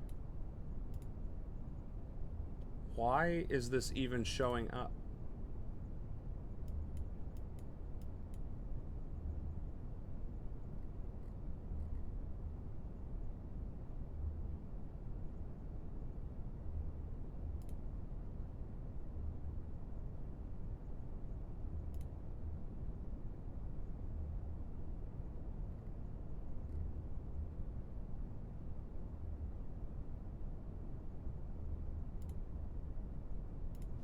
Sorry. I keep, I'm trying to figure out how to turn off my locations when I click on the damn...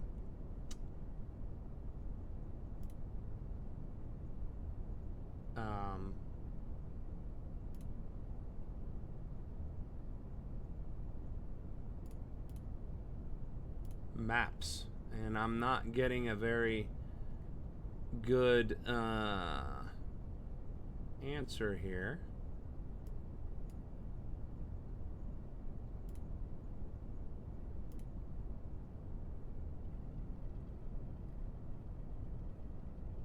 What the fuck?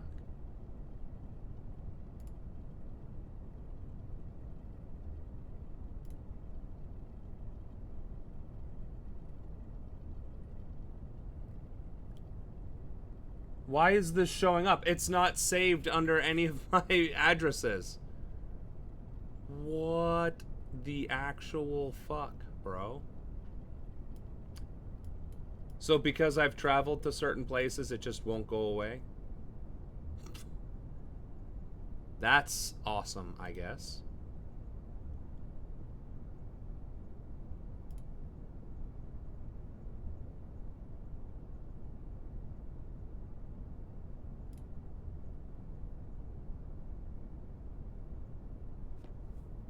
Oh, it's location sharing.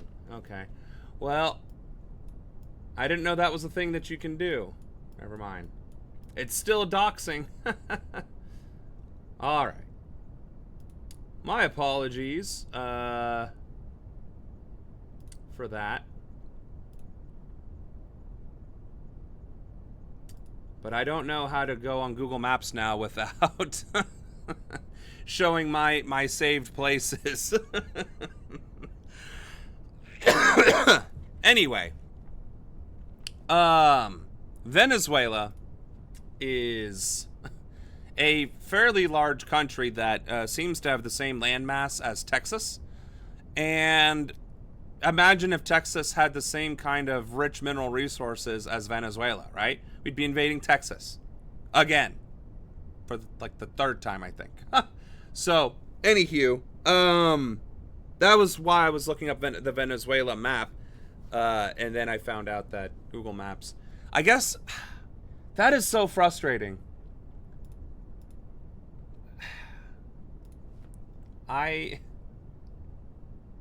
Maps. Can I just turn off my stuff? When I'm just, no, because I'm logged in. So I would have to be logged out. And you can't log out of just one. You'd have to sign out to all your accounts.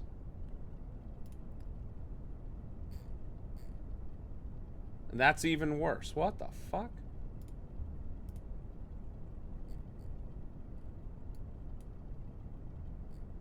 Bro.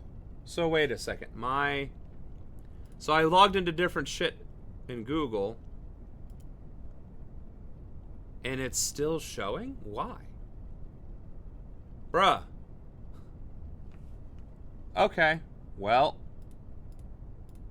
I will have to figure something out with that. Anyway.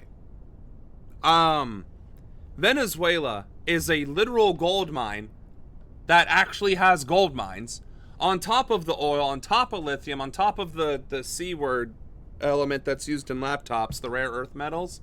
Like, Venezuela is just yet another country being plundered for its natural resources.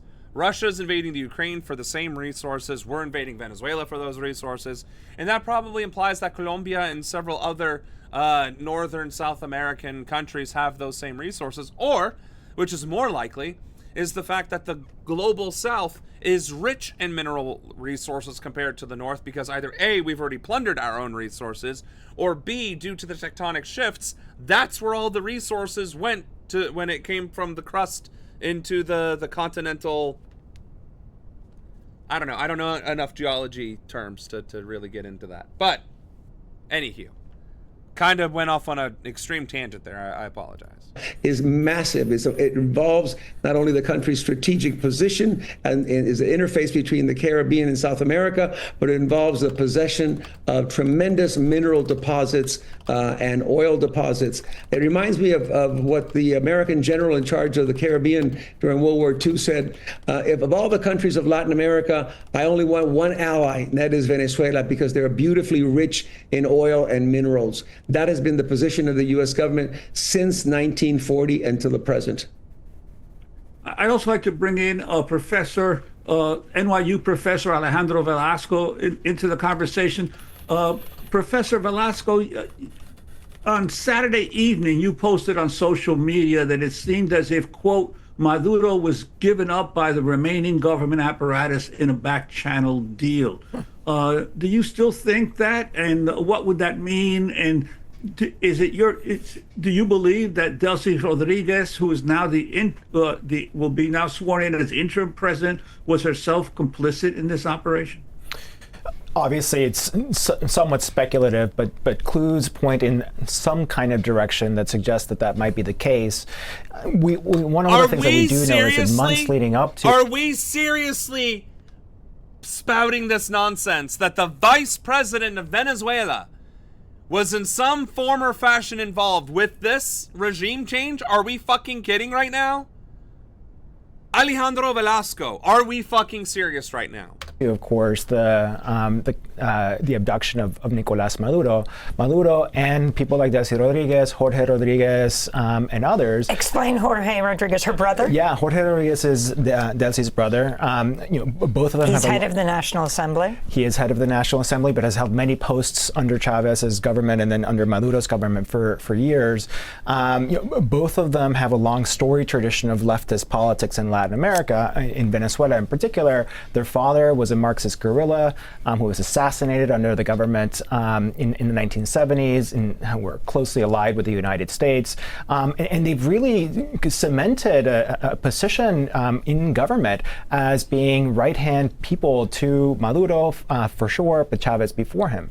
But what we had seen in the months leading up to the abduction was that Maduro and these inner circle members had been negotiating with the Trump administration things like oil deals, things like other kinds of investment from the United States. But the missing piece there seemed to be whether Maduro would remain in power. Given how quickly the operation unfolded on Saturday, and how quickly it seems that Delcy Rodriguez has been able to consolidate power over the intervening 48 hours, you have to assume that there was some kind of collusion, or at least some kind of conversation happening. First of all, Amy, when you're live streaming like this and interviewing, you should mute yourself if you're gonna cough, because it's very rude. Although I guess I didn't do that either. God damn it! I thought I just pressed the button. Anyway, suffice to say, that's what you should be doing. Where was I going with this? The corruption that is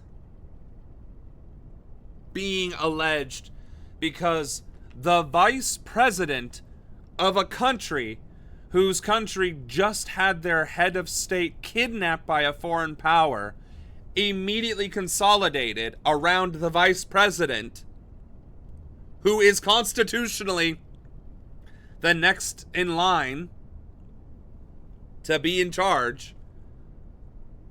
The fact that they consolidated around her at all is probably a significant show of unity. If there was any hint or thought that this was a coup that she was a part of, I guarantee you we'd be facing civil war in Venezuela rather than a complete and total consolidation around the figure. Unless there was that much complicit corruption going on that they were all in it and wanted Maduro out, which is obviously not the case. So Alejandro Velasco doing his utmost to perpetuate the lies of the propaganda machine. Outstanding.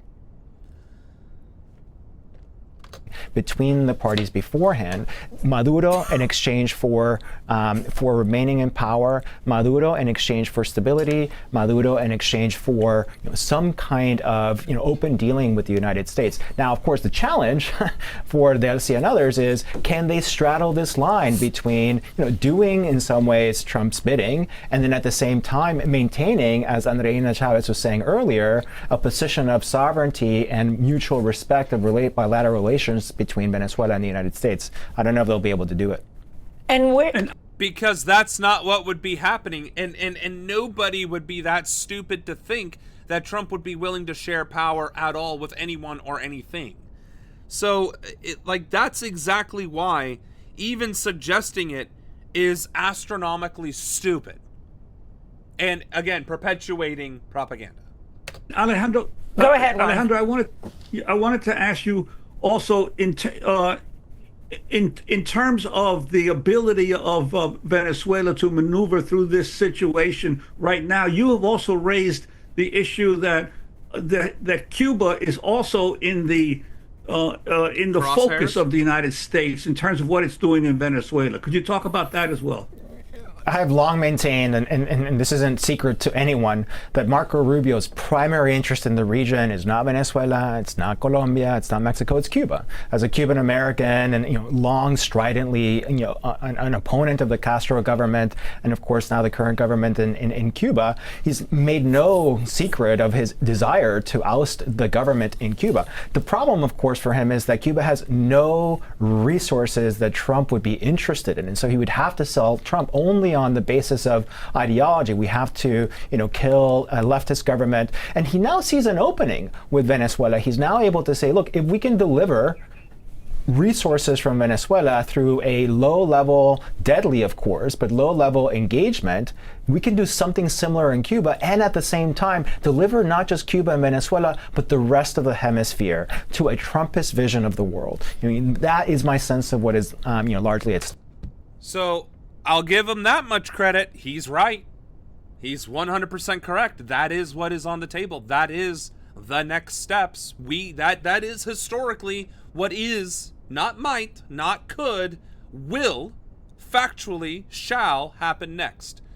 If the international community does not get their shit together and put a stop to this shit right here, right now, Trump is, not might, not will, not could,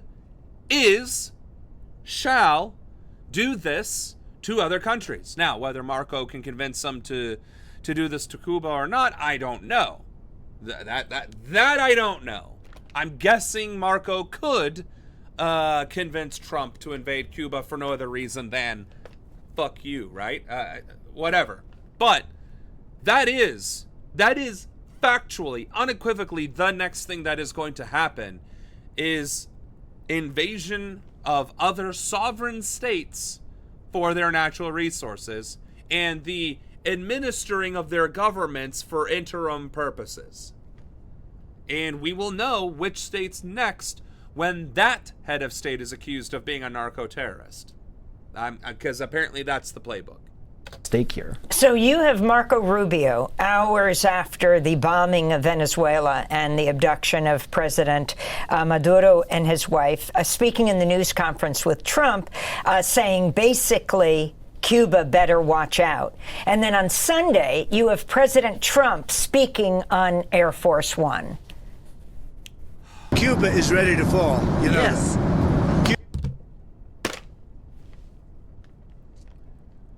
Okay, so Cuba's next, apparently, or Cuba is on the radar.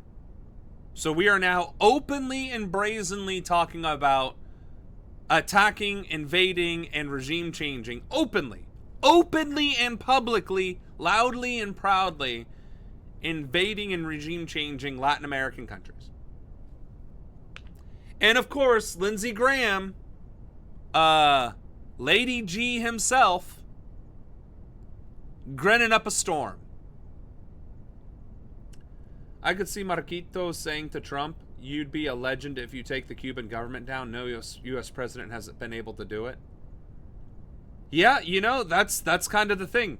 If you can't convince him there's a good reason to go into Cuba, which there isn't a good reason regardless, appeal to his vanity. You'd be the first president to do regime change in Cuba. Which is funny because Fidel is dead. So that was the goal. That was the person they wanted to regime change. And they couldn't.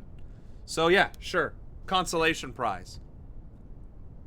Cuba looks like it's ready to fall. I don't know if they're going to hold out. Is there a final But straw? Cuba now. And why would Cuba be ready to fall?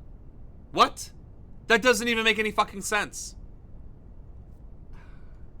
Has no income. They got all of their income from Venezuela, from the Venezuelan oil. They're not getting any of it. And Cuba literally is ready to fall. And You have a lot of great Cuban Americans that are going to be very happy about this. Yeah, Marco fucking Rubio. He's about the only one that's going to be happy.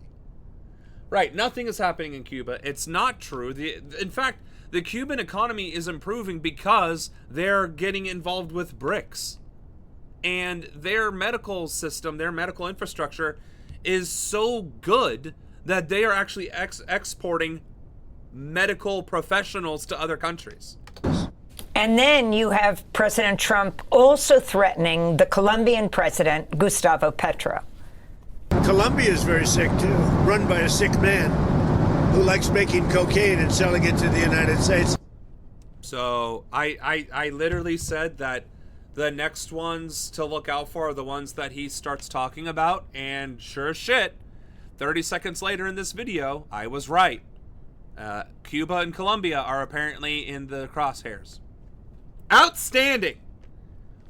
Nothing better than blatant war crimes and crimes against humanity from a 5-time draft dodger who doesn't even respect the military, but let's go ahead and use them anyway to pad my own fucking pockets.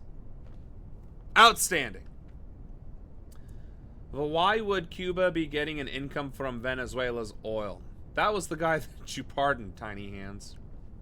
And he's not going to be doing it very long, let me tell you. What does that mean? He's not going to be doing it very long. He's not doing it very long. He has cocaine mills and cocaine factories. He's not going to be doing it very long. So there will be an operation by the U.S. and It sounds Colombia? good to me. So in a lengthy series of... So... Oh my God.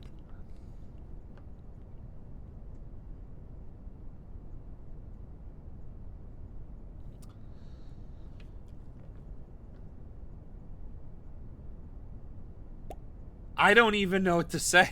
Like, the reporter was like, oh, so you have plans to invade Colombia? As a gotcha question, as a aha! And Trump's like, yeah, actually, maybe. That sounds like a great plan. Like, are you fucking kidding me? So, I'm kind of curious, and I'm sorry, this has nothing to do with foreign policy. It has everything to do with my campaign. I've already paid for some flyers, right? And it talks about my policies, that I work for the working class, and then I think I have I just have 2 generic flyers and then one about my issues, and then like a slightly negative flyer from my opposition. Am I gonna have to be the anti-war candidate? Like a Republican, of course, an Eisenhower Republican, because I can't. So actually, you know, I guess I do gotta talk about yesterday now. So I'm sure you can imagine, but conservative Republican meetings, like the actual party meetings, they're wild. They are 100% entrenched with MAGA, to the point that Turning Point Action is sending field organizers to each and every single one of these meetings, and it's different ones. It's not the same guy. It's a different Turning Point Action member to each of these individual Republican meetings. Now, some of the meetings are more establishment than others. Some are batshit. But the one we went to yesterday was more establishment leaning, as in yes, it was still leaning MAGA. Yes, it was still leaning Charlie Kirk, Turning Point USA stuff. But the rhetoric was more about the party and what the party can do for the country or for the state. The reason why I'm bringing all that up is because I stuck my foot in my mouth as being the opposition candidate to Mike Carey and a Mike Carey representative being there.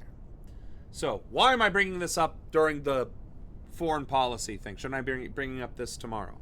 Well, the reason why is because evidently foreign policy is going to be a defining issue in these upcoming primaries, because people are now talking about it, because we are literally invading another country and kidnapping foreign heads of state.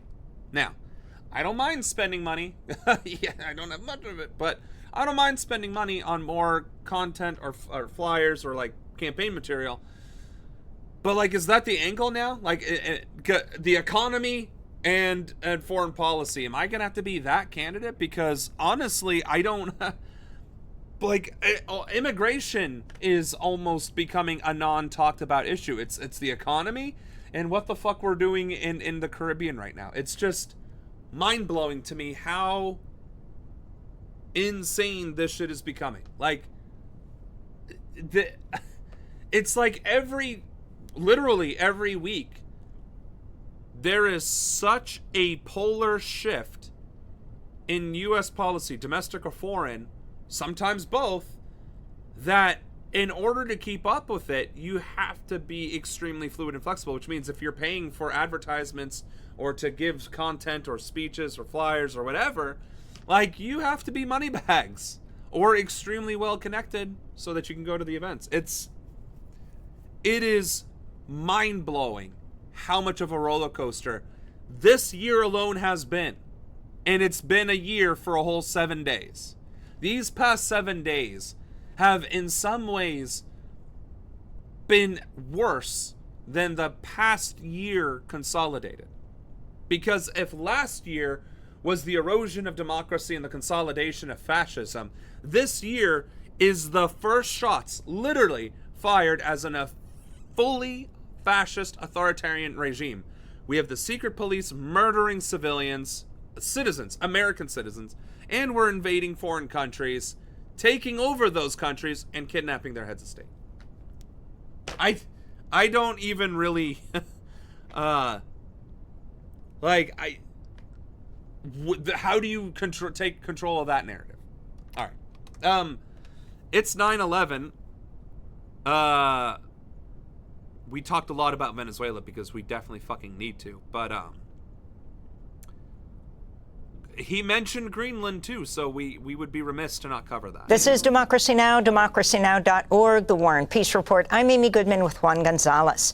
Following the U.S. attack on Venezuela and the abduction of the president, the Trump administration's publicly saying it wants to take over Greenland, which has been controlled by Denmark for over 300 years. On Tuesday, White House Press Secretary Carolyn Leavitt said in a statement, quote, the president and his team are discussing a range of options to pursue this important foreign policy goal. And, of course, utilizing the U.S. military is always an option. I don't understand. When did this become important U.S. foreign policy? He didn't even campaign on this. This just fucking showed up out of goddamn nowhere within the first 30 days of his administration. Why the fuck are we trying to occupy Greenland? Of all places on Earth, why Greenland? Of all places. I don't understand. At the commander-in-chief's disposal. And then saying that the military is at their disposal. Newsflash, the military is not at the president's disposal. That's why it was distinctly, deliberately, and specifically separated in the Constitution, and it is only Congress that has the right to declare war and, i.e., use the military.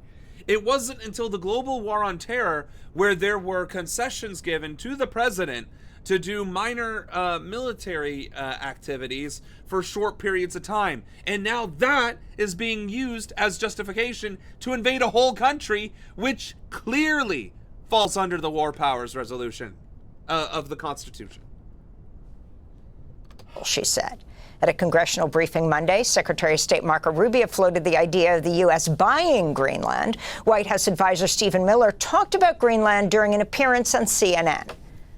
The United States should have Greenland as part of the United States. There's no... Why?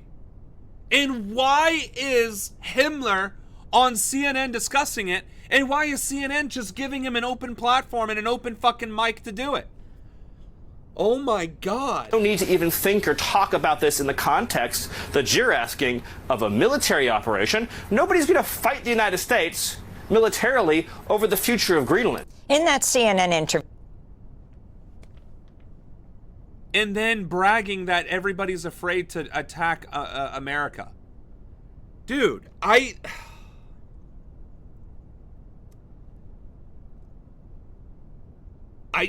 legitimately Review. Stephen Miller defended the U.S. attack on Venezuela. We live in a world in which you can talk all you want about international niceties and everything else, but we live in a world, in the real world, Jake, that is governed by strength, that is governed by force, that is governed by power. These are the iron laws of the world. Meanwhile, Danish Prime Minister Mette Frederiksen has warned if the U.S. attacks Greenland, it'll spell the end of NATO. Firstly, I believe that the American president should be taken seriously when he says that he wants Greenland. But I also want to make it clear that if the United States chooses to attack another NATO country militarily, then everything stops. That is, including our NATO, and thus the security that has been provided since the end of the Second World War. Which is 1,000% correct. And why would you turn your allies, your actual treaty allies, into enemies? Literal enemies. Like, I don't even... Sure, Trump doesn't care about NATO. That's not the fucking point.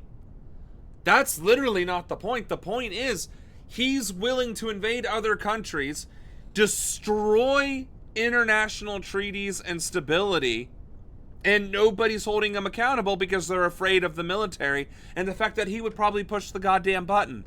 That's exactly why he needs to be impeached. That's exactly why he needs to be criminally prosecuted. That's exactly why these enablers, Stephen Miller, Marco Rubio, Pete Hegseth, also need to go to prison and charged accordingly, because they are pushing this as much as he wants it because he thinks he's king of the world. Like, this is absolute batshit insane. That would be when Europe turns against the U.S. That's why he needs to get the wall. I mean, 100% correct. And if Europe turns against the United States, thank you for the follow. If Europe turns against the United States, honestly, like, the predictions go completely out the window. Does Europe start working with Russia? Does Europe start trying to work with China? Does Europe and the Middle East start working together? Again, remember I said the four powers? America, Europe, Russia, and China? That's the next thing that happens. And do the European countries then decide to reclaim their colonies? Be like, fuck it. If America's going to throw everything into chaos, we're going to take Africa back again. We're going to take back South America. Oh, wait, that's where America is. Well, we don't want to fight them just yet. Like,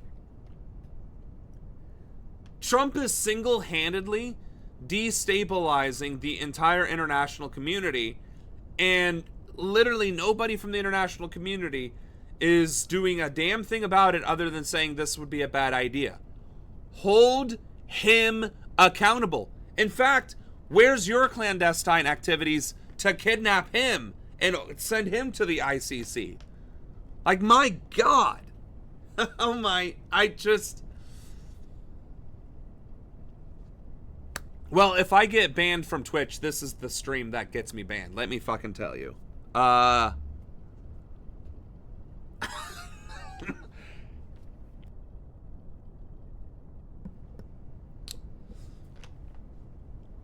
need a humidifier in my house, I think. I think that's the problem. In the Oval Office. My house, the White House.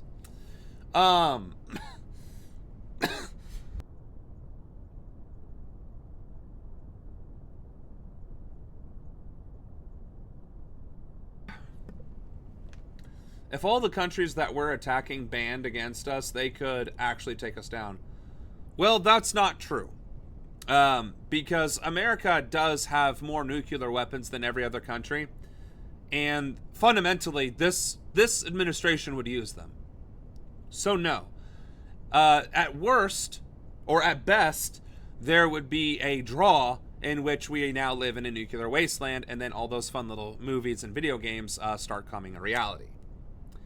That is the best case scenario. The worst case scenario, all life on Earth ends because of the nuclear fallout.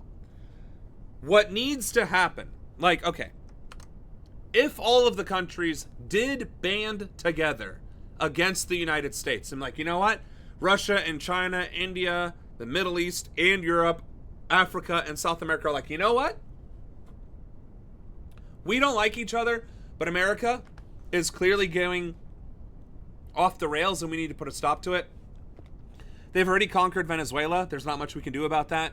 What we can do is economically and diplomatically isolate the United States. We can cripple their economy by shutting down Chinese manufacturing and ending all trade of natural resources to America. All America would have left then is their superpowered military and whatever fuel reserves they have left to utilize them with. But within weeks, America would be running into a fuel shortage. Within weeks. If the entire global community turned against the United States and shut off all of our resources and all of our manufacturing, that would cripple the United States within a matter of weeks. Facts, 100% facts. That is what should happen. And then Trump needs to be deposed, arrested, along with every single member of administration and every single bootlicking motherfucker that's enabled him. And all of those pieces of shit need to be sent to the ICC, to Nuremberg, and then go through the trial and presumably executed afterwards. That is the series of events. And as your future president, that is exactly what I'll be doing. Except I won't have to rely on the global community isolating America. At that point, I can just do it my damn self. As in the arresting part. But yeah, there is no scenario in which military conflict resolves this, but you can absolutely cripple America economically. Easily. It's one of the reasons why we are so desperate to invade other countries and seize their natural resources, because we are getting cut off from China and other countries that would otherwise be trading with us. So,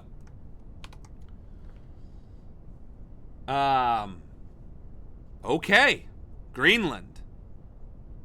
We have some stern words, and apparently Goebbels or Himmler, whichever one he falls under, Stephen Miller, is the one most adamantly pushing for this for whatever fucking reason. We're joined now by two guests. Pavel Devyatkin is a non-resident fellow at the Quincy Institute, senior associate at the Arctic Institute. His new piece for Responsible Statecraft is headlined, "Is Greenland Next? Denmark Says Not So Fast." He's joining us from Moscow. First of all, what is Denmark going to do to stop America anyway, for one? But for two, they're right. It's going to dissolve NATO. So would the entire European Union take action against the United States? And how would that even work, considering we have military bases in most European countries? Russia. And joining us from just south of the Arctic Circle in the Canadian city of Iqaluit is Ayu Peter. She's a Greenlandic Inuit activist and attorney, recently featured in the documentary Twice Colonized. We welcome you back to Democracy Now! Let's begin with Pavel Devyatkin. Pavel, can you talk about what is at stake right now and the response by Denmark and also, of course, most importantly, the people of Greenland? Thank you for having me, Amy. Trump says we need Greenland for national security, but his threats actually harm our security and threaten to destroy international law and institutions. In trying to acquire Greenland, the U.S. is acting like a rogue state with a reckless foreign policy. There is absolutely no military threat to the U.S. from Greenland, and no threat of Greenland forming military alliances with Russia or China. So this is pure imperialism. Trump's claiming that Russian and Chinese ships are all along the coast of Greenland and that Denmark can't protect it. But this is false. He's mixing up different parts of the Arctic. Russia and China do send ships into the Arctic, but those ships are nowhere near Greenland. They're way out in the Barents and Bering Seas, thousands of miles away. And the U.S. already controls Greenland in terms of military security, thanks to a 1951 agreement with Denmark that gives the U.S. control of a military base in the far north of the island. When Trump talks about Greenland, he keeps lumping the whole island together with the Pituffik military base insisting that the only way to keep the base safe is to own the land beneath it. What we're witnessing is a dangerous might makes right worldview. You played that clip of Stephen Miller saying nobody's going to fight the U.S. militarily over the future of Greenland. They're really betting on raw military power to seize territory from a sovereign nation.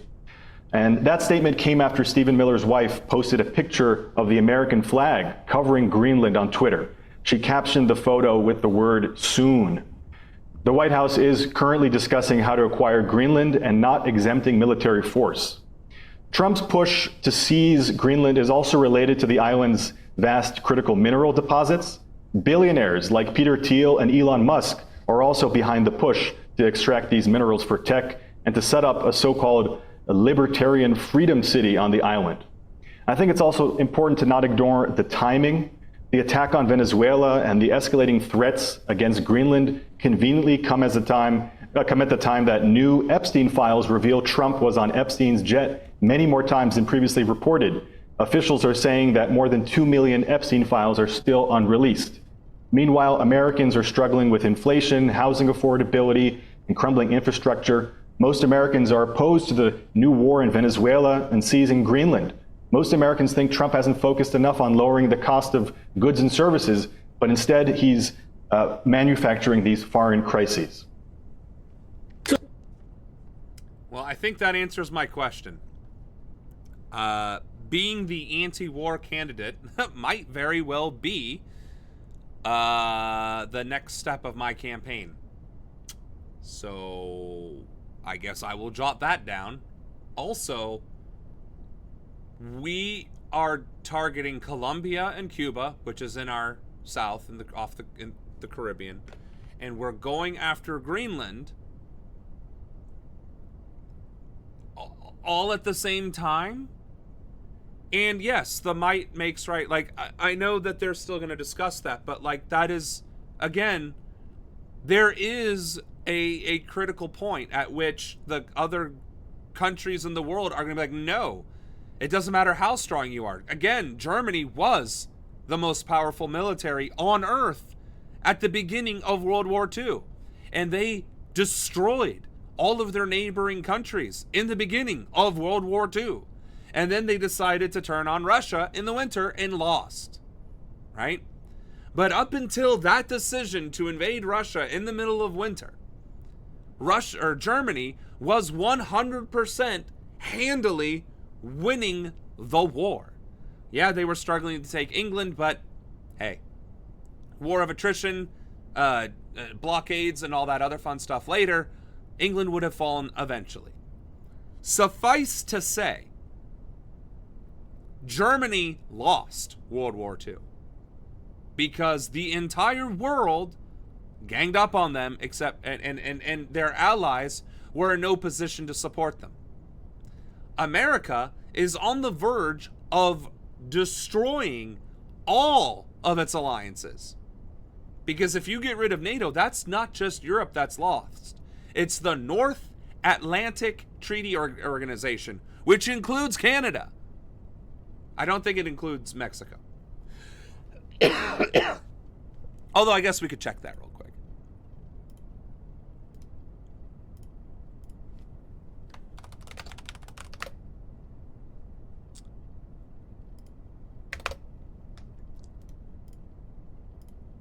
So, there we go.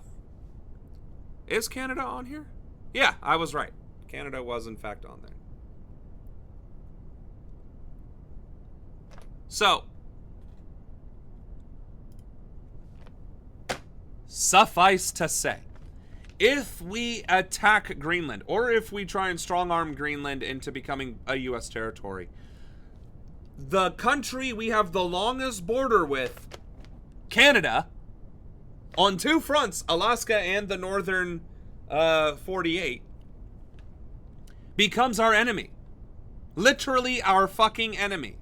Now, does Canada have a massive military? No. Do they have a massive GDP? Also no. But what does Canada have? Massive amounts of space. And sure, Greenland, Alaska, and the United States, Canada might have some trouble. But I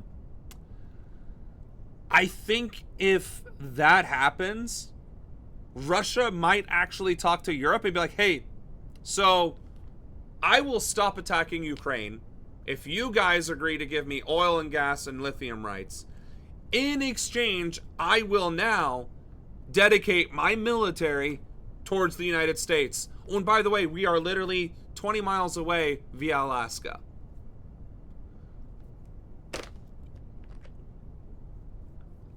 There is... 2026, folks, we are starting off with a bang. So, Pavel Devyatin, I wanted to ask you about this issue of NATO. Here you have the European leaders trying to deal with the fact that the United States did a 180-degree turn on the war in Ukraine and left them holding the bag of what to try to, how to deal with the situation in Ukraine. Will Trump's move to try to grab Greenland basically rupture for sure the relationship within NATO between the United States and the European Union? Yeah, there are real risks to the Euro-Atlantic community. European leaders are facing an existential crisis, and many are actually failing the test. We've seen the Danish Prime Minister warn that if the U.S. attacks another NATO country, everything stops, including NATO. And so that the security that has been provided since the end of World War II is also in question. Some European commentators are showing backbone. I saw the ex-NATO general Michel Yakovlev said how if Trump moves on Greenland, Europe must be ready even to fight the US and to expel America from key bases in Europe. We saw how 7 European leaders issued a joint statement that Greenland belongs to its people. But other leaders are shamefully weak. UK ministers are basically saying nothing, according to their own former defense secretary. Some are trying to appease Trump rather than defend international law. The Prime Minister, Keir Starmer, refused to condemn the US military actions in Venezuela, but he stated he stands with Denmark regarding Greenland. Remember, too, that there is a very real possibility, and I guess we got to do this again. There's a very real possibility that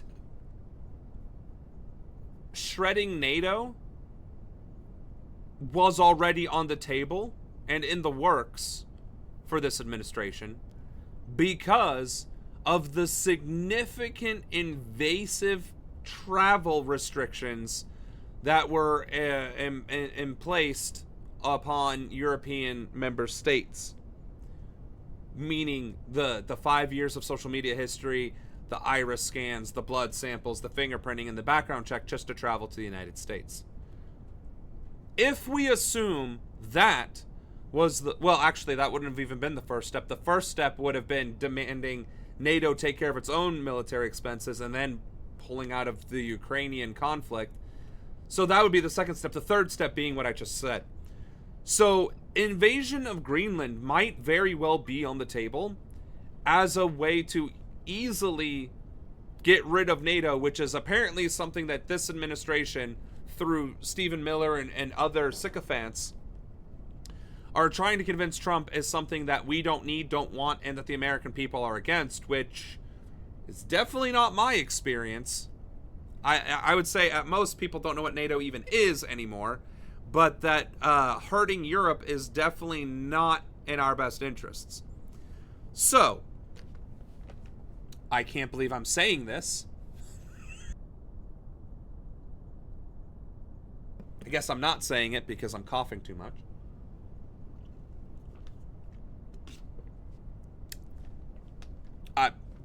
But to reiterate, I cannot believe I'm about to say this, but 2026 looks like will be the year that World War III may very well kick off, and it will cause a divide between the Western powers, and it seems that the stage has been set as to which activity will set off World War III. It could be the dissolution of NATO, just outright. It could be the dissolution of NATO through invasion of Greenland, or trying to acquire it aggressively. It could be after several invasions of Latin American countries, or some other thing that has yet to transpire. But it is not looking good at all that we will emerge from 2026 not in extreme conflict with a significant amount of the rest of the world. I don't know how else to phrase it, honestly. Which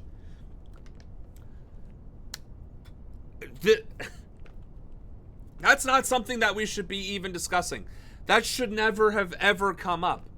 Like, this administration, Project 2025, all this, that, and the other, all of that should have taken the full term to come to fruition, and then somebody else needed to bring it home in 2028, which is where my election in 2028 would have been a huge upset for their efforts. But instead, Project 2025 happened with great success, extreme success, in a much rapid timeline than they were anticipating. So now it's like accelerating the next steps that they could have only dreamed of, which is isolating the United States, making us an authoritarian power, and then trying to become a global empire.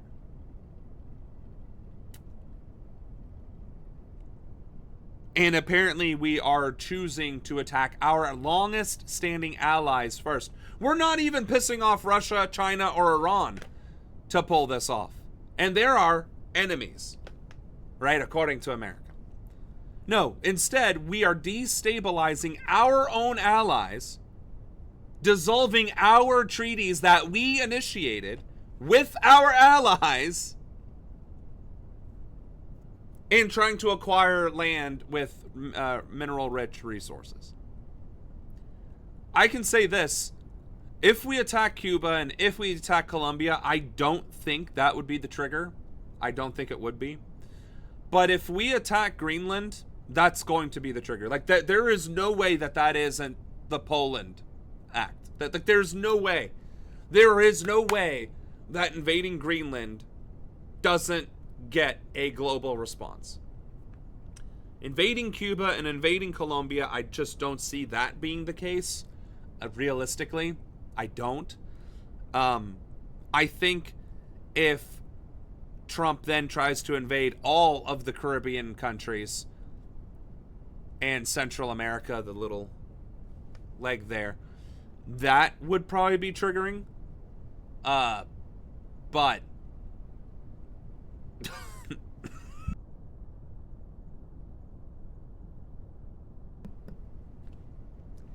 I don't see us not being embroiled in a full-on international conflict by the end of this year. I don't see it happening. I literally do not see that happening. And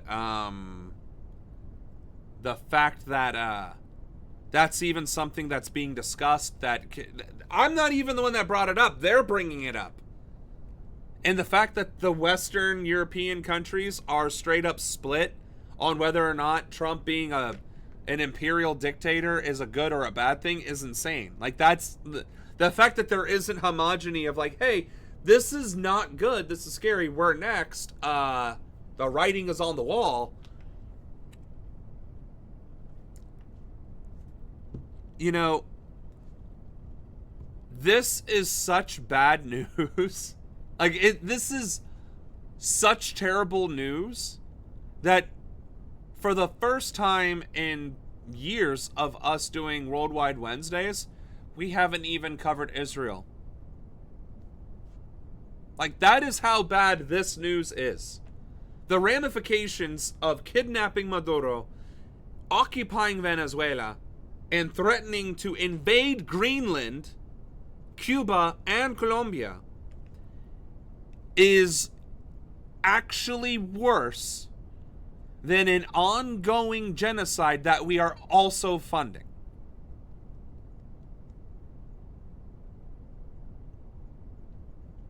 And evidently part of the reason is because there isn't even a video on Israel today because of how bad this is. And again, when we read about World War II and Hitler and invading Austria and then Poland, that's all in the same fucking paragraph.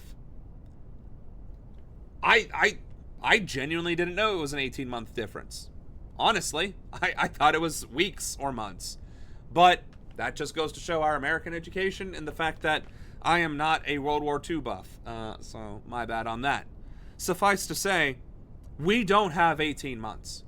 At the rate of acceleration that we're dealing with, and the fact that he vocally responded to reporters, syndicated news networks, that he is openly considering Greenland, Colombia, and Cuba, I don't know if it's months or weeks, but it is 2026. It is going to happen this year. And I truly, truly hope that the international community intervenes before whatever those invasions are, whichever order it comes in, happen. If he truly sets his sights on Cuba, Colombia, or Greenland, I hope the international community comes in a strong, united front and says, you know what? No. Absolutely fucking not. And shows that there is a line that the world will not allow Trump to cross, and that he will have to respect that line. I don't know what that activity would look like. Again, it could be done economically, but that is where we are at, folks.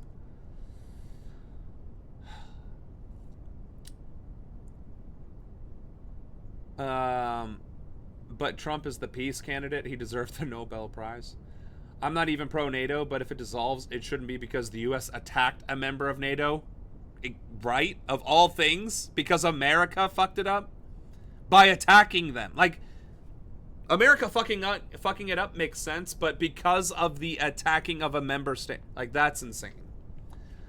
And then, yeah, our allies who are doing nothing against the U.S., the Western powers don't care about what we do to the global South, but if we attack a European country, it's on like Donkey Kong, which... Again, I hope so, but don't at the same time. If America invades Greenland, I hope they just isolate us. But if it turns into military conflict, like, that's not going to be good for anybody. Why didn't anyone stop Hitler? For the same reason no one is stopping Trump. And it's literally the same reasons. Oh, he doesn't mean it. Oh, he's not serious. Oh, well, he's going to stop at Austria. Oh, well, he's going to stop at Poland. Well, I guess really not. You know? Hitler could have been stopped 10 years before World War II kicked off, right? Maybe Japan and Italy would have still done their shit, but Hitler could have been stopped. Trump can be stopped right fucking now by Congress, by the Supreme Court, by a civil uprising. Trump can be stopped 1,000 different ways until he can't. And like I said, there are only so many lines left to be crossed. And apparently, because I didn't consider this, invading an allied nation is apparently another one of those lines that has yet to be crossed. But eliminating elections, eliminating political opposition, invading allied nations. Those are the three. I guess theoretically, dissolving the Constitution. Right? I mean, there are steps in between that, but it amounts to dissolve. So 4 things. 4 things he hasn't done yet. Dissolving or suspending the Constitution, dissolving or suspending elections, dissolving or suspending opposition parties, and invading our allies. Those are the 4 things he has not violated. And I think Venezuela was an ally.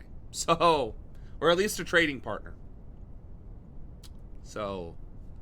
technically, I mean, he's even crossed that line.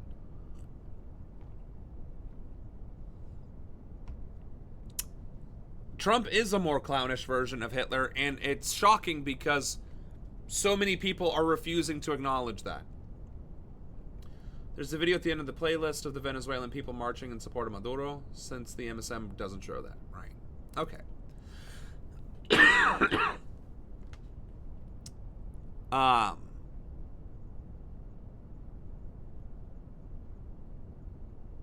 mean, we got 16 minutes left. Let's go ahead and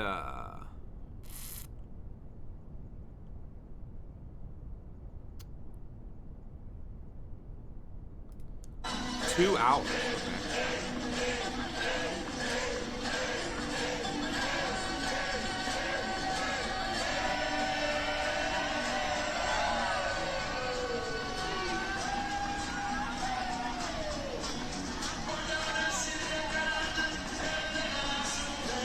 Is that on their hat? Is that something that's pro Maduro? Because I'm seeing a lot of the papaya or popia. I don't know what that says.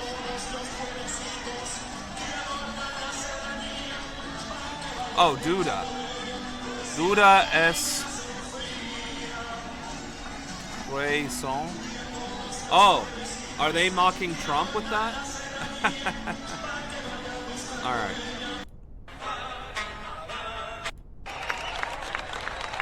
Standing with Maduro.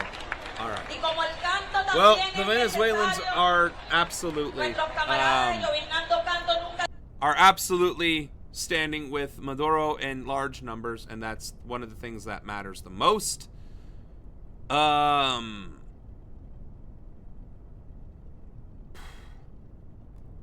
There isn't even a. I wrote in the description that we were going to do the ICE murders today, but there's literally no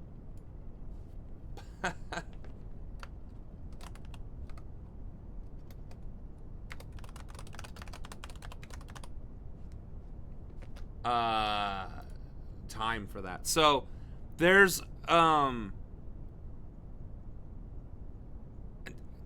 couple. This is Democracy Now!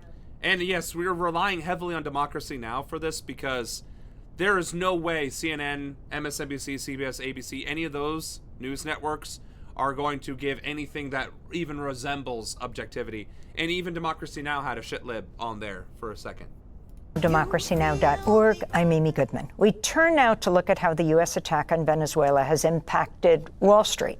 On Monday, the Dow Jones Industrial Average rose nearly 600 points to a new all-time high. The Dow Jones going up 600 points is fucking significant. That is a percentile increase overnight for something that is a geopolitical nightmare, and the Dow Jones skyrocketed.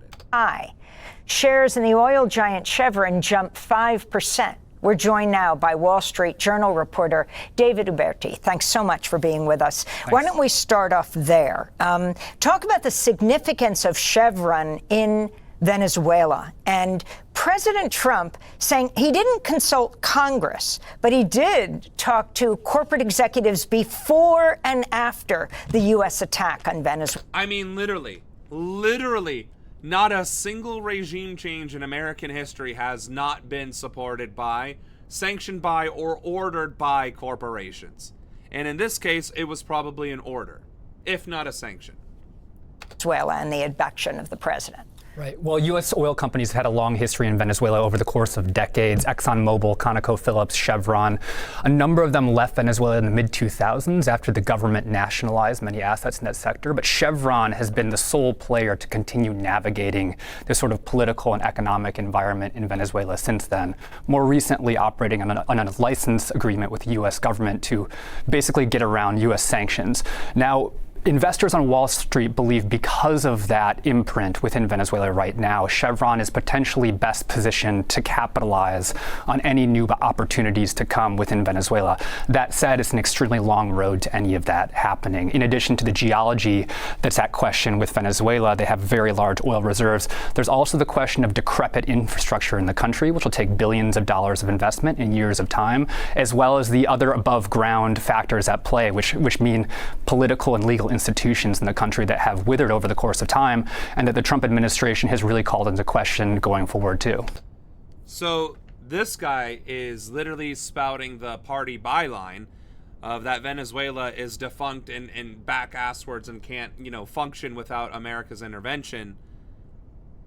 But again, the fact that he contacted corporations. The fact that I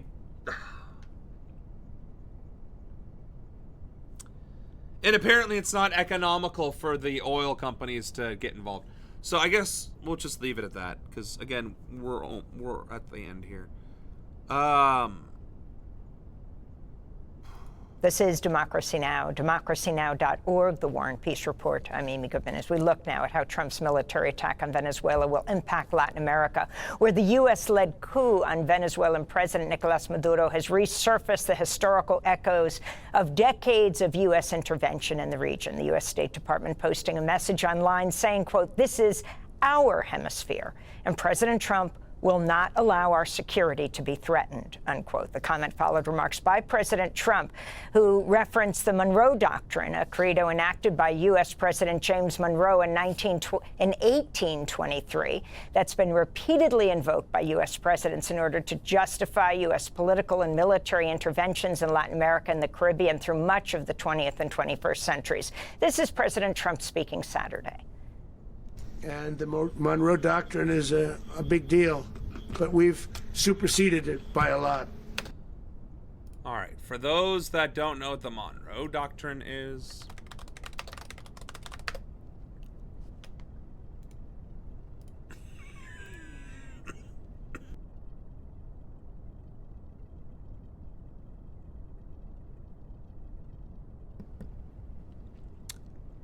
basically, President James Monroe articulated the U.S. policy on the new political order developing the rest of the Americas and the role of Europe in the Western Hemisphere, meaning the U.S. gets the West and Europe gets the East. That's the Monroe Doctrine, which has been driving U.S. foreign policy in Latin America since. And this motherfucker is bragging about how we're taking that and going far and above and beyond that. So we are finally, you know how we've all joked, well, if we're going to be an empire, we may as well admit it and just double down on being one? Well, folks, apparently that is what's happening. Except it's happening in modern times, and I just don't believe that we're going to get away with it scot-free. It's going to happen. Apparently, it's happening right now this year, but it's just a question of how much the rest of the world will tolerate. By a real lot. They now call it the Monroe Document. I don't know. I forgot about it. It was an anti-strategy American. Leftist governments across Latin America have swiftly condemned the U.S. military attack on Venezuela and Maduro's abduction. Colombian President Gustavo Petro said Monday he would, quote, take up arms for his country if necessary in response to Trump's threats against Colombia. Petro also said in a statement, quote, come get me, I'm waiting for you here, unquote, as Trump specifically targeted Petro, claiming without evidence Petro's involvement in cocaine trafficking. Trump is... Well, he didn't have any evidence against Maduro and then dropped that rhetoric immediately upon acquiring him, kidnapping him, capturing him, and then just... I mean, what are the charges now against Maduro? Like, I honestly don't even know what the charges are against Maduro at this point, because they don't even seem to be going after the drug thing anymore. So now we're doing it against Colombia. Has also threatened military action against Cuba and Mexico. This is Mexican President Claudia Sheinbaum. Mexico's position against any form of intervention is firm, clear, and historic. Following recent events in Venezuela, where the United States government carried out a direct intervention that resulted in the capture of President Nicolas Maduro and his wife, as well as the loss of human lives, Mexico reaffirms a principle that is not new and admits no ambiguities. We categorically reject intervention in the internal affairs of other countries. Latin America's history is clear and compelling. Intervention has never brought democracy, never generated well-being or lasting stability. Only the people themselves can build their own future, decide their path, exercise sovereignty over their natural resources, and freely define their form of government. Our position is clearly enshrined in the Constitution of the United Mexican States. That was the Mexican president, Claudia Sheinbaum. For more, we go to Phoenix, Arizona, where we're joined by Alexander Avinas. No lies detected. Associate Professor of Latin American History at Arizona State University, who's extensively researched and written about capitalism, the U.S.-backed war on drugs and state violence, author of the award-winning book Specters of Revolution, Peasant Guerrillas in the Cold War Mexican Countryside. So if you can talk, Professor Avina, about what this attack on Venezuela means for Latin America, what some are calling the re-hemisphering of Latin America. Good morning, Amy. Yeah, I think this is, contrary to what Trump was saying, the Monroe Doctrine has never quite been forgotten by the United States. It's just the methods of enforcing it or implementing it in the region have varied across presidential administrations and across political parties. I think it bears to keep in mind that U.S. empire in Latin America is a bipartisan project that involved both Republican and Democratic parties. Just thinking about how President Obama is the one who labeled Venezuela a threat to U.S. national security back in 2015 is one pertinent example. So I think what we're witnessing now is just a quite visible and unabashed assertion of U.S. power over Latin America. Now, that's one way to read it. The other way to read this move, and particularly in light of the national security strategy, it's a moment to read it is a moment of U.S. weakness, right? They're basically conceding other parts of the world to peer rivals.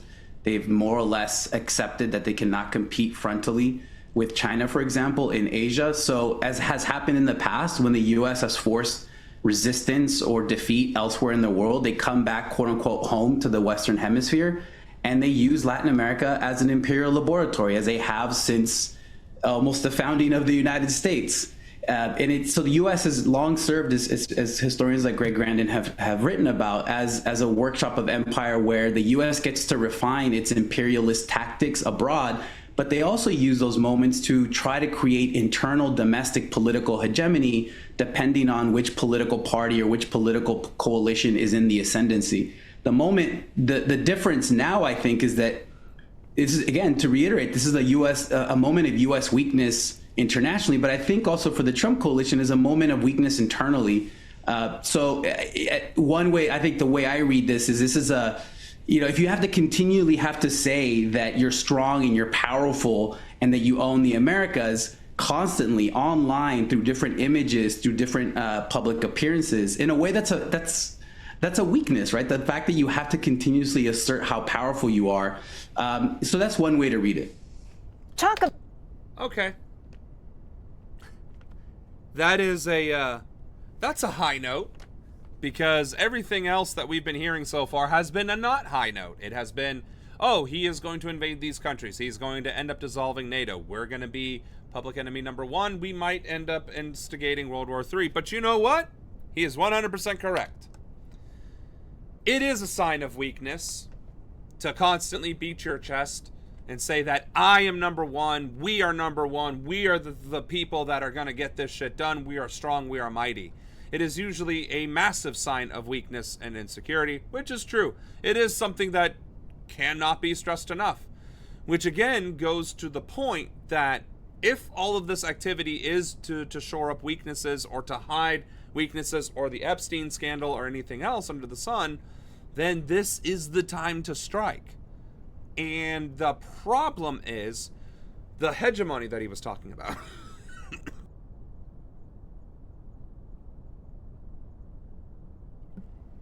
The United States has finally achieved political hegemony. The Democrats are functionally irrelevant. They are functionally irrelevant in terms of policy and influence with this administration. And the election cycle that's going to happen in the midterms is probably not going to change that at all, largely because of the things we talked about before. So, however, if there are cracks forming in the MAGA coalition, in the Republican Party, amongst conservatives broadly, then that means somebody or some group can start to pry those cracks apart and shatter the veneer. So, as it turns out, one of the ways that could happen is the economy and foreign policy, i.e. focusing on being the land of peace and plenty instead of war and strife. So, with that being said, that will be our stream for today. And I appreciate you all joining. I appreciate you all watching. Thank you for the new follow. I hope you enjoyed the content.